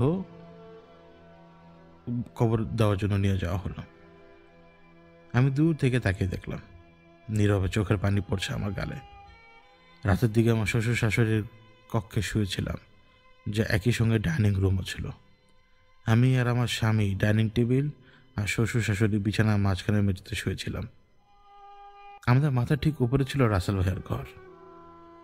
হঠাৎ মেঝে ঠক ঠক করে শব্দ করতে শুরু করলো, যেন কেউ হাঁটছে, সামনে পিছে চক্কর কাটছে, হয়তো বৃত্তাকারে। আমি আমার স্বামীকে শক্ত করে আঁকড়ে ধরলাম। ভয় লাগছিল আমার। তারপর বিদ্যুৎ ফিরে এলো, কিন্তু এবার লো লাইটে উপরে পুরনো ভাঙা ফলকের ফাঁক দিয়ে ভেসে এলো একটা ছায়া, যেটা স্পষ্টভাবে সামনে পিছে বৃত্ত করে বেড়াচ্ছিল। বাড়ির মধ্যে প্রায় 20 জন উপস্থিত ছিল। সবাই পায়ে হাঁটার শব্দ শুনতে পেল সেই রাতে। সবাই আমরা দোয়া দুরূদ কোরআন তিলাওয়াত শুরু করলাম। বেশ দ্রুতই আমি একটা কান্না শুনলাম, একটি নারী কণ্ঠের করুণ কান্না। কিন্তু এটি সবার ভেতর থেকে নয়, ঘরের ভেতর থেকেও নয়, বাইরেও কেউ না, সামনে বারান্দা থেকে আসছে, সম্ভবত আমার ঘরের পাশের দিক থেকেই। এ কান্না অবিরাম চলছিল। আমরা পরপর সবাই একে অপরে সেটা শুনলাম এবং ফজরের আজান ভেসে এলো। আমরা ফজর আদায় করে একটু ঘুমানোর চেষ্টা করলাম। আমি হঠাৎ উঠে দেখলাম আমার ঠিক পাশে একটা ইঁদুর কি করে চিৎকার করছে। ভয়ে আমি উঠে পড়লাম। অতীতের ঘটনার ট্রমা আর বর্তমান মুহূর্ত সামলে নেওয়া আমার জন্য অনেক কঠিন। তৃতীয় দিন পর থেকে সবাই ভাইয়ের মৃত্যুকে নিয়ে নানা তথ্য প্রকাশ করতে লাগলো। কিছু আত্মীয় তাকে নিয়ে স্বপ্ন দেখছিলেন। আমার স্বামীর এক মামি স্বপ্ন দেখছিলেন একটা সত্তা ভাইয়া ভাবির ঘরে ঢুকে তাদের চারপাশে চক্কর কেটেছে। তারপর তারা ভাইয়াকে উঠিয়ে পেছনে বারান্দায় ঝুলিয়ে দিয়েছে। স্বামীর এক চাচি বললেন তিনি স্বপ্ন দেখেছেন ভাইয়া ভয়ে কাঁপছে, তাকে আত্মহত্যার জন্য জোর করা হচ্ছিল। কিছু আত্মীয় একটা অনুমান করছিলেন যে সম্ভবত তিনি মাদকে আক্রান্ত ছিলেন। রাসেল ভাইয়ের অতীতটা বেশ তিক্ত। তিনি ইয়াবা খেতেন, মদপাত করতেন, ধূমপান করতেন, সব মিলিয়ে অনেক খারাপ অভ্যাস ছিল তার। এটা রাসেল ভাইয়ের আত্মহত্যার প্রথম চেষ্টা নয়।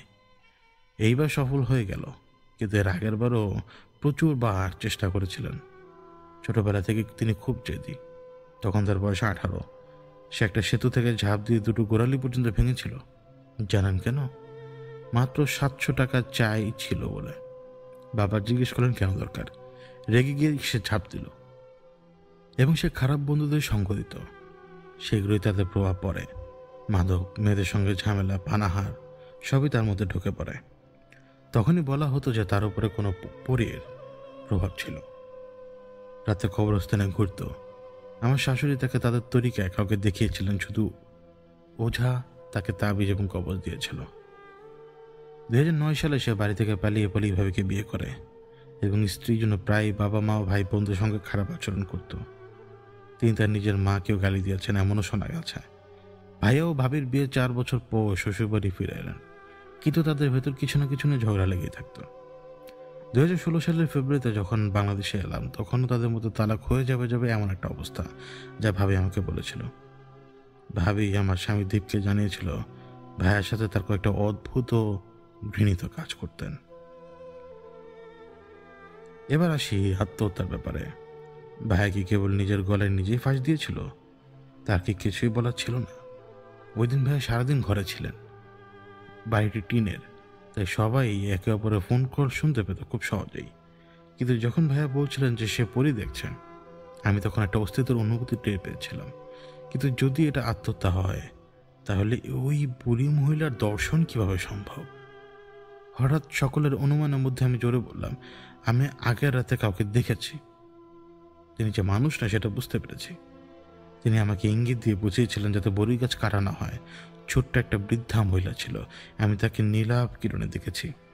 তিনি না করেছিলেন। আমার স্বামীর ছোট ফুফু বললেন হয়তো ওই চিন্তাই ছিল, ওই বড়ি গাছেই থাকতো। কিন্তু শুনেছি তাদের একজন সৌদি আরবে চলে গেছে তাদের মৃত্যুর পরে। আমি বললাম আমি নিশ্চিত নই কে ছিল, তবে মনে হলো তিনি একটা সংকেত দিতে চেয়েছিলেন। ফুফু আমাকে জিজ্ঞেস করলো আমি কি কথাগুলো আমার শাশুড়িকে বলেছিলাম। আমি বললাম হ্যাঁ, কিন্তু মা আর দীপ আমাকে চুপ থাকতে বলল, কারণ বাইরে রান্নাঘর বানাতে গাছটা কেটে ফেলতে হবে। তার ফুফু একটু রাগ করেই বললেন তোমার শাশুড়ি বড় এই গাছটা কেটে ঠিক করে নাই। এরপর সকলেই সিদ্ধান্ত নিল বাড়িটা তালাবদ্ধ করে রাখবে এবং সবাই ঢাকা চলে যাবে যতক্ষণ না কোনো সমাধান না হচ্ছে। আমরা সবাই তখন ঢাকায়। সিদ্ধান্ত হলো আমার ছোট মামা বাড়িতে আমাকে পাঠিয়ে দেওয়া হবে যতক্ষণ না তারা বিষয়টি সমাধান করতে পারছেন। রমজান মাস চলছিল। আমি ছোট মামার বাড়িতে অবস্থান করছিলাম আর আমার স্বামী চেষ্টা করছিল আসল ব্যাপারটা বোঝার। আমার স্বামীর খালাতো ভাই আবির ভাইয়ার এক আত্মীয় ছিলেন, তিনি এই ধরনের বিষয় নিয়ে কাজ করতেন। তার নাম ছিল তাহসিন। বলা হতো তাহসিন ভাই খুবই আন্তরিক সৎ মানুষ। তিনি ছিলেন তরুণ বয়স, তখন 20-21 বছর বয়স তখন তার। অনেকে বলেন তার সাথে ভালো ধার্মিক চিন্তার যোগাযোগ আছে। আর তার মাও একই আধ্যাত্মিক ক্ষমতার অধিকারী ছিলেন। তার মৃত্যুর পরে এই ক্ষমতা তাহসিনের মধ্যে চলে আসে, তাই তাহসিন ভাই এই বিষয়টি খুঁটিয়ে দেখতে শুরু করলেন। একদিন দীপ আমাকে মামার বাড়ি থেকে তার খালার বাড়িতে নিয়ে গেলেন। প্রথমবারের মতো আমি তাহসিন ভাইকে দেখলাম। আমাদের মধ্যে চোখাচোখি হয়ে যায়। আমার ভেতরে তখন এক অস্বস্তি, বিরক্তি, অপমান আর হালকা ঈর্ষা কাজ করছিল, কারণ এখানে একজন লোক আমার সমবয়সী, কেবল পুরুষ বলে আর ধর্মীয় পোশাক পরে আছে বলে সবাই অন্ধভাবে তার প্রতিটা কথা বিশ্বাস করছে, অথচ আমি যখন এইরকম কথা বলছিলাম তখন কেউ আমাকে বিশ্বাস করেনি, পাত্তাও দেয়নি। আমি চোখ নামিয়ে মেঝের দিকে তাকিয়ে রইলাম আর তাহসিন ভাইয়া তার বিশ্লেষণ শুরু করলো। তার বিশ্লেষণ ছিল এরকম: আমি আমার ওস্তাদদের সঙ্গে কথা বলেছি আর কিছু তথ্য জেনেছি। এটা তো প্রথমবার নয় যে সে আত্মহত্যা করার চেষ্টা করেছিল, তাই না? অনেক বছর আগে সে একটা ব্রিজ থেকে লাফ দিয়েছিল, বেঁচে গিয়েছিল ঠিকই, কিন্তু 2 পায়ের গোড়ালি ভেঙে গিয়েছিল।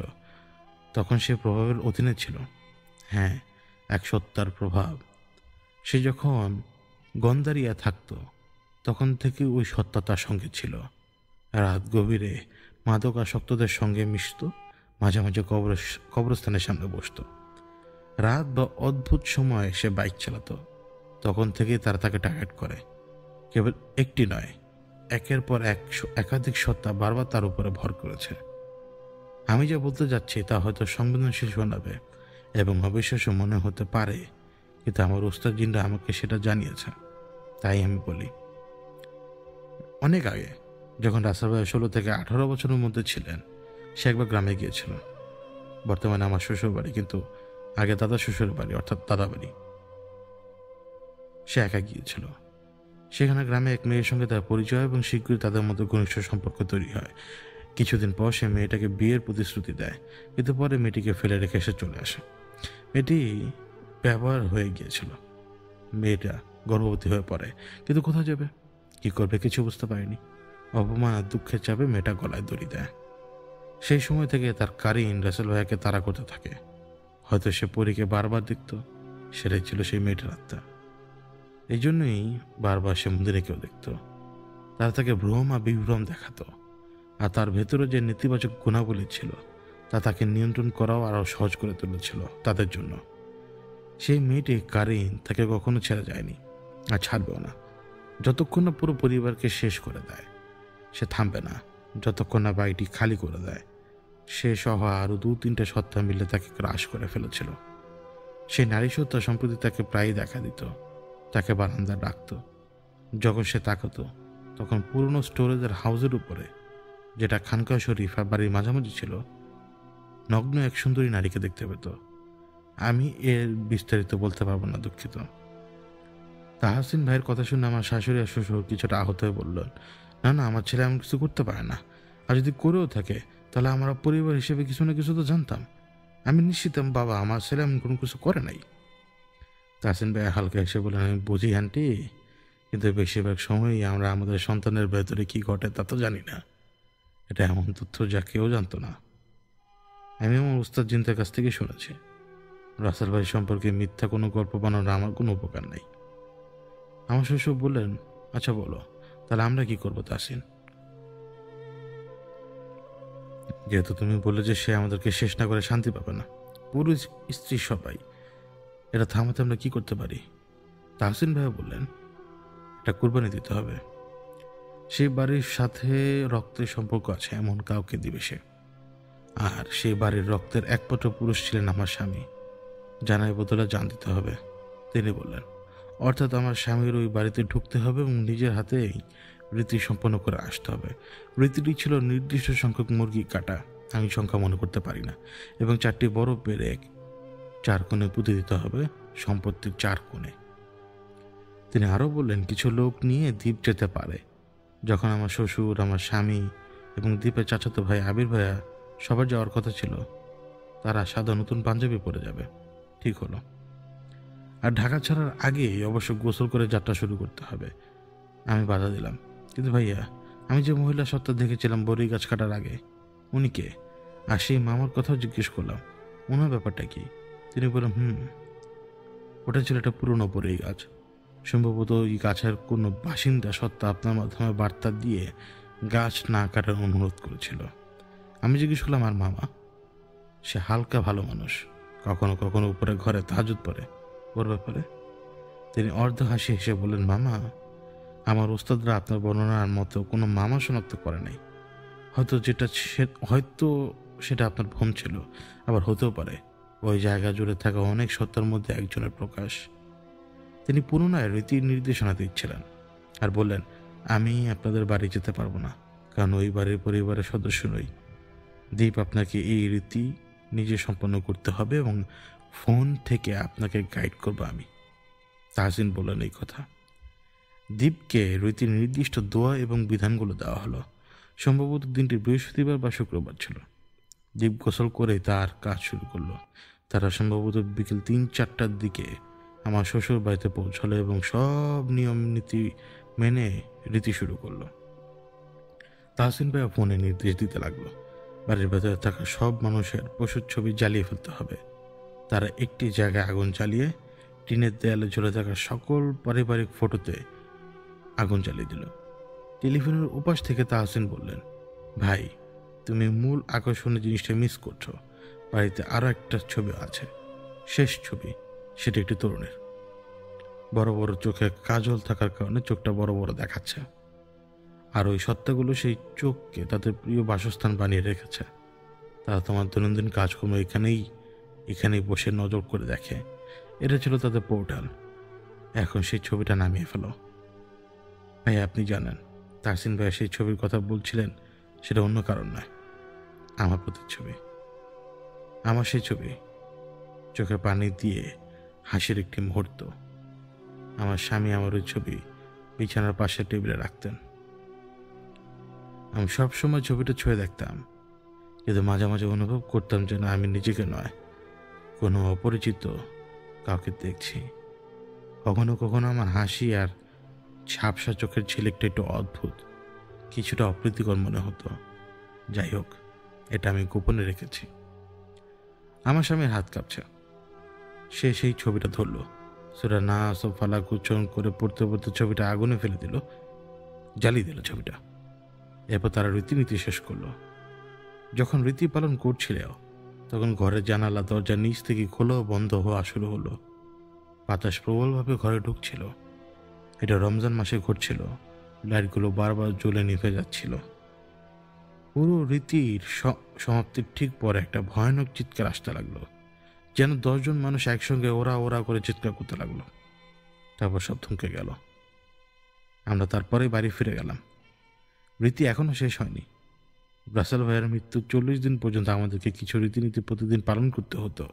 এর মধ্যে একটা রীতি ছিল আমার কাছে সবচেয়ে অদ্ভুত মনে হয়েছিল।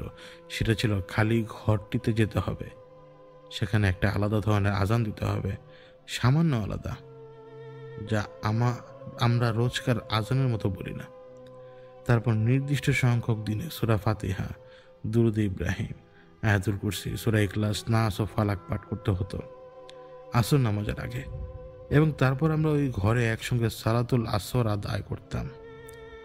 শেষে উপরে উভয় কক্ষে একটি চার্জার লাইট বা মোমবাতি রেখে আসতাম।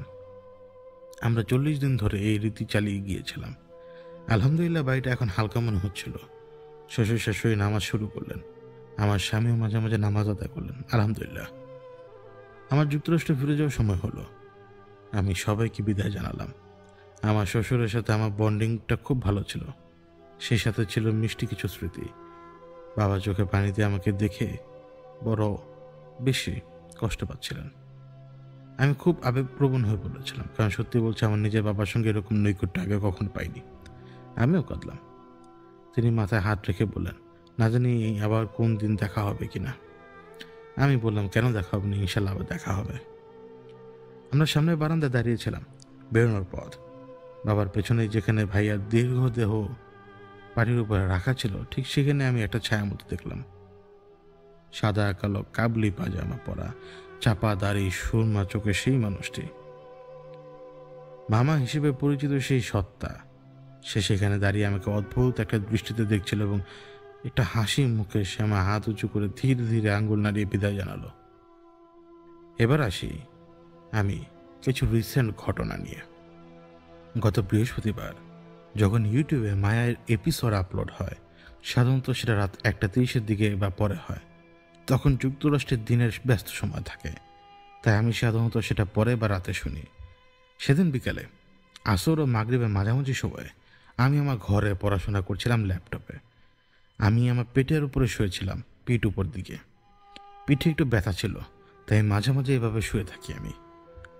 হঠাৎ আমার পিঠে একটা অদ্ভুত একটা চাপ অনুভব করলাম, কিছু একটা ভারী, যেন কারো শরীরের ওজনের মতো। আমার মস্তিষ্কে সংকেত আসছিল যে এটা একটা নির্দিষ্ট ব্যক্তি, যাকে আমি প্রকাশ করবো না, কারণ সে আমার স্বামী নয়।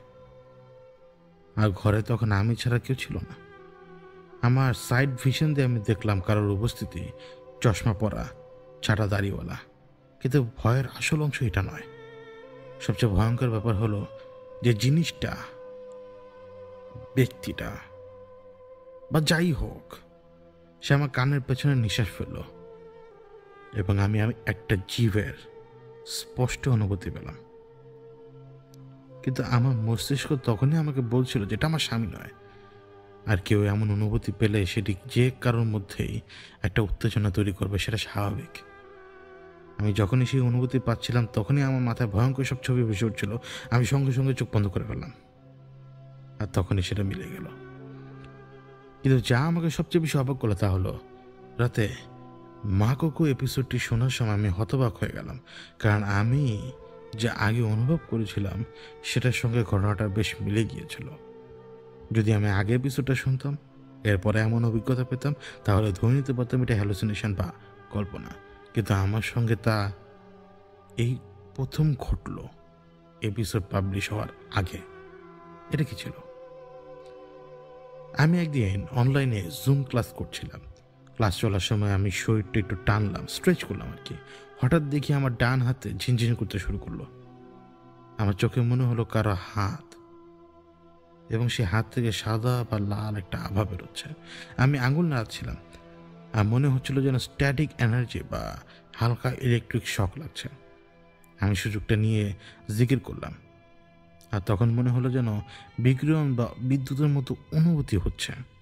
তারপর ধীরে ধীরে সেটা নেমে গেল, কিন্তু আঙ্গুল আর হাতটা তখনও কিছুটা ব্যথা করছিল। হাত তখনও গরম। সত্যি খুব অদ্ভুত ছিল। এই ঘটনাটা খুব এলোমেলো আর অদ্ভুত। এখন আমি আরেকটা ইনসিডেন্ট আপনাদেরকে শোনাতে চাই, কিন্তু আমি ভাবলাম লিখে ফেলি। আমি দৃঢ়ভাবে কাকতালীয় বা কোইন্সিডেন্সের ধারণার বিরোধিতা করি। আমার কাছে মনে হয় প্রতিটা চিন্তা, প্রতিটা মুহূর্তর একটা অর্থ আছে। তারিখ শনিবার 23 আগস্ট 2025, সময় 2টা। শনিবার প্রায় দুপুর 2টা-3টার দিকে আমি এবং আমার স্বামী কথা বলছিলাম, যা আমি চাপের সময় প্রায়ই করি। আমি তাকে ইংরেজি আর বাংলায় বলতে লাগলাম, শোনো, কখনো কখনো আমার মনে হয় আমার হয়তো আগে এই জীবনটা বেঁচে ফেলেছি আর এখন আবার বাঁচছি। হয়তো আল্লাহ চান আমরা আত্মনিয়ন্ত্রণ আর আত্ম উপলব্ধি অর্জন করি। এই কারণে কি আমরা দেজব অনুভব করি? আর আমার মনে হয় যে স্বপ্নের ভেতরে আমি অন্য এক জগতে চলে যাই। আমরা কি শুধু চিন্তা থেকেই স্বপ্ন দেখি, নাকি আমাদের আত্মা সত্যি সত্যি ভ্রমণ করে?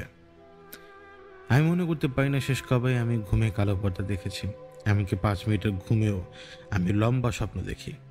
স্বপ্নের জগতের সময়টা কিন্তু আলাদা। আমার স্বামী তখন আমাকে বলল আমি যেন একটু শান্ত হই এবং অতিরিক্ত চিন্তা না করি। তারপর তিনি অন্য প্রসঙ্গে চলে যান। 23 আগস্ট রাতের ঘটনা। আমার বিশ্বাস সেটা তখন 24 তারিখ হয়ে গিয়েছিল। মধ্যরাত পেরিয়ে আমি ঘুমালাম। স্বপ্ন দেখলাম আমি হাসপাতালে আছি, ইমার্জেন্সি রুমে। আমার স্বামীও সেখানে আছে, আর আমার পাশের চেয়ারে একজন বসে আছেন, তবে উল্টো দিকে মুখ করে, তাই তার চেহারা বোঝা যাচ্ছে না। সে ব্যক্তি আমার হাত ধরে আছেন। তারপর আমি দেখি এক কক্ষে চলে গেছি। মনে হচ্ছে সিটি স্ক্যান বা এমআরআই এর কক্ষের মতো এরকম কোনো কক্ষ। আমার পায়ে ব্যথা হচ্ছিল, মনে হচ্ছিল পা পরীক্ষা করা হচ্ছে। পরে যখন আমি হাসপাতালের রুমে ফিরে এলাম, দেখি একজন ডাক্তার এসে কিছু করছেন। আমি শুধু একটা শব্দ শুনি, ক্লিক ক্লিক শব্দ, যেমন আমরা আঙ্গুল ফুটালে হয় ঠিক ওরকম। আমি দেরি করে ঘুম থেকে উঠলাম। মাথা ধরছিল। সাম্প্রতিক সময় প্রায় আমার মাথা ধরে। নাস্তা করতে করতে আমি চোখে বারবার সেই এক্সরে মেশিনের ভেতরে যাওয়ার ছবিটা কল্পনায় ভেসে উঠছিল। আমি মাথা নাড়াচ্ছিলাম। এক মুহূর্তের জন্য আমি বিভ্রান্ত হলাম। ভাবলাম লিখে ফেলি, কারণ কখনো স্বপ্নে লিখে ফেললে সেটি সত্যি হয় না। কিন্তু তারপর ব্যস্ত হয়ে পড়ায় লিখতে পারলাম না।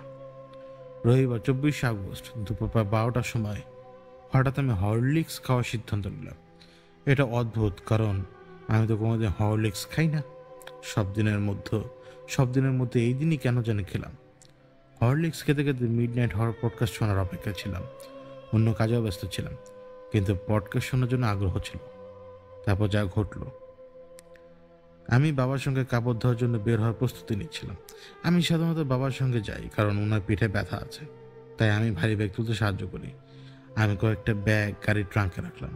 তারপর ঘুরতেই রাস্তার মাঝখানে আধ ভরা গর্তে পা পড়ে গেল। আমি হাঁটুর উপর পড়ে গেলাম। হাসপাতালে নিয়ে যেতে হলো। যেতে যেতে আমার হাঁটুতে হাত দিলে ক্লিক ক্লিক শব্দ হচ্ছিল। ব্যথা ছিল অসহ্য রকমের। আমার মা আর আমার স্বামী আমার সঙ্গে ছিলেন। কাঁদতে কাঁদতে আমি স্বামীকে জিজ্ঞেস করলাম, আমি কি সম্প্রতি কখনো বা কোনো পা সংক্রান্ত কোনো কারণে হাসপাতালে গিয়েছিলাম? আমার স্বামী কিছুটা বিরক্ত হয়ে বললেন, না, তুমি শুধু মিস্টেকের কারণে হাসপাতালে গিয়েছিলে। না, তুমি শুধু সিস্টের কারণে হাসপাতালে গিয়েছিলে।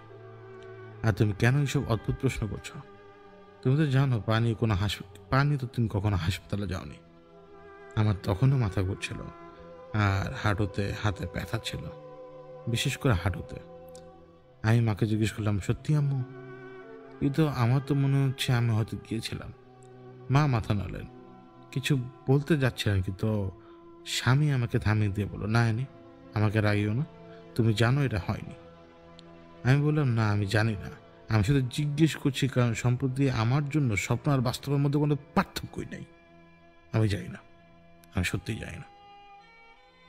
আমি হাঁটুর উপর হাত রেখে সূরা ফাতিহা পড়লাম আর শিফার জন্য দোয়া করলাম। হাসপাতালে পৌঁছে সেই শব্দ, আলো, গন্ধ সবকিছু একেবারে দেজাভুর মতো লাগছিল। আমাকে এক্সরে রুমে নিয়ে যাওয়া হলো 2 হাঁটুর এক্সরে করতে।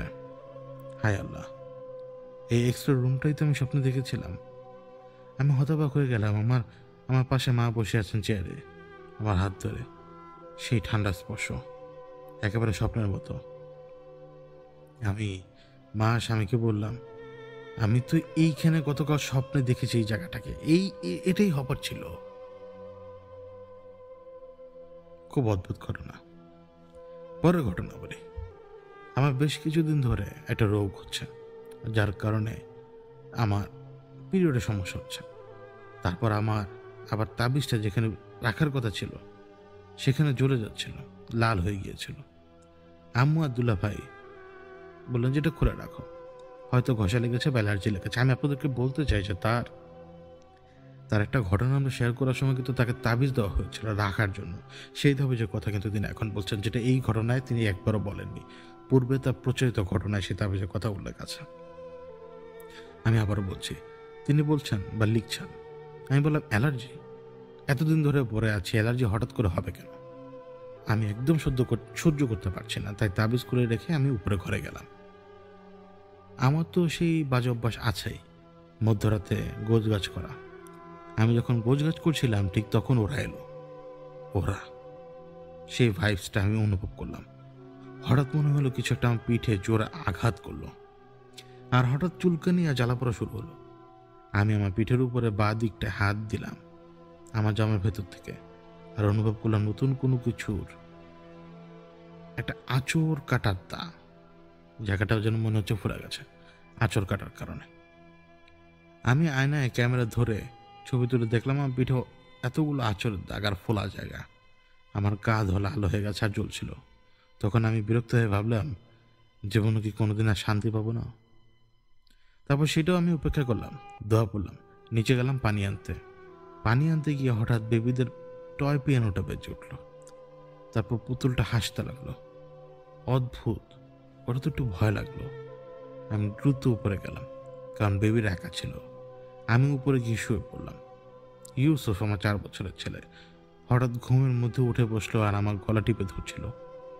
আমি তার হাত সরানোর চেষ্টা করছিলাম। কল্পনা করুন, আমার 4 বছরের সন্তান আমার গলা টিপে ধরার চেষ্টা করছে। আমি তো ওপরে ফু দিলাম। তখনই সে আবার শুয়ে পড়লো আর স্বাভাবিকভাবে সে নাক ডাকতে শুরু করলো। তারপর আমার শাশুড়ি ঘরে এলেন, বললেন, অ্যানি, তোমার মেজর চাচির শাশুড়ি লাইফ সাপোর্ট এখন খুলে দেবে। আমার মেজর চাচি শাশুড়ি প্রায় 2 সপ্তাহ আগে ব্রেন স্ট্রোক করেছিলেন। আমি শুনে ঘুমের ঘরে ছিলাম, আবার তন্দ্রের মধ্যেও চলে গেলাম। মনে হলো এবার আমার ছোট আবু ঘরে এসে বলল, অ্যানি, মেজর চাচি এইমাত্র মারা গেছে। আমি ঘুমে ঘুরে ইন্না লিল্লাহি ওয়া ইন্না ইলাইহি রাজিউন বললাম। তারপর হঠাৎ আমার সম্ভবত বাম কানে বেজে উঠল টি। সেই যে পালস মিটারের শব্দ হয়। আমি উঠে বসলাম। মনে হলো 1 মিনিট। তারা তো বললো চাচি মারা গেছেন, কিন্তু আমি যে পালস টোনটা শুনলাম ওটা তো হার্টবিটের। মারা গেলে তো একটা না টাই হয়ে যাবে, তাহলে আমি এমন শব্দ শুনলাম কেন? পরের দিন সকালে ইউসুফ আর আলাইনা, আমার বড় মেয়ে এবং 6 বছর বয়স তার, স্কুলে নামিয়ে দিচ্ছিলাম। তখন আমার স্বামী দীপ বলল, অ্যানি, জানো একটা অদ্ভুত জিনিস হয়েছে। আজকে মেজর চাচির লাইফ সাপোর্ট খুলে দেওয়ার পর ডাক্তাররা তাকে মৃত ঘোষণা করলো। তারপর হঠাৎ করে আবার হার্টবিট ফিরে এলো। তখন আমি আমার স্বামীকে আগের রাতে ঘটনা বললাম। পরে অবশ্য চাচি মারা গিয়েছিলেন। তো এই ছিল অ্যানির এখন পর্যন্ত ঘটে যাওয়া ঘটনা। আমি আশা করি আপনারা তার অবস্থাটা বোঝার চেষ্টা করবেন, এবং জীবনের অভিজ্ঞতা বিভিন্ন রকমের হয়। আজকে সে কিন্তু আপনাদের সাথে অনেক কিছু শেয়ার করেছে, যেটা তার ব্যক্তিগত জীবনের মুহূর্তগুলো থেকে একদম নেওয়া। সে যতটুকু পেরেছে তার পক্ষ থেকে সে সেভাবে বলার চেষ্টা করেছে। অবশ্য আমরা অস্বীকার করব না, আমরা প্রায় 40 মিনিটের মতো পোর্শন আমরা বাদ দিয়েছি, কারণ আমাদের মনে হয়েছে যে ওই 40 মিনিটের পোর্শন আমরা না শোনালেই সবচেয়ে বেশি ভালো।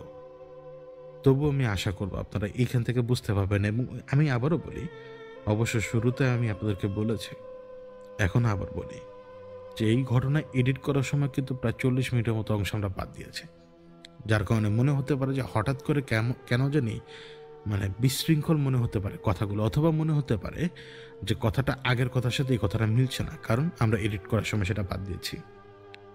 সকলের ভালোর জন্যই। আশা করি এই ঘটনাটি আপনাদের ভালো লাগবে। আমি বিদায় নিচ্ছি। আল্লাহ আপনাদের সবাইকে ভালো রাখুক, সুস্থ রাখুক। আল্লাহ হাফেজ।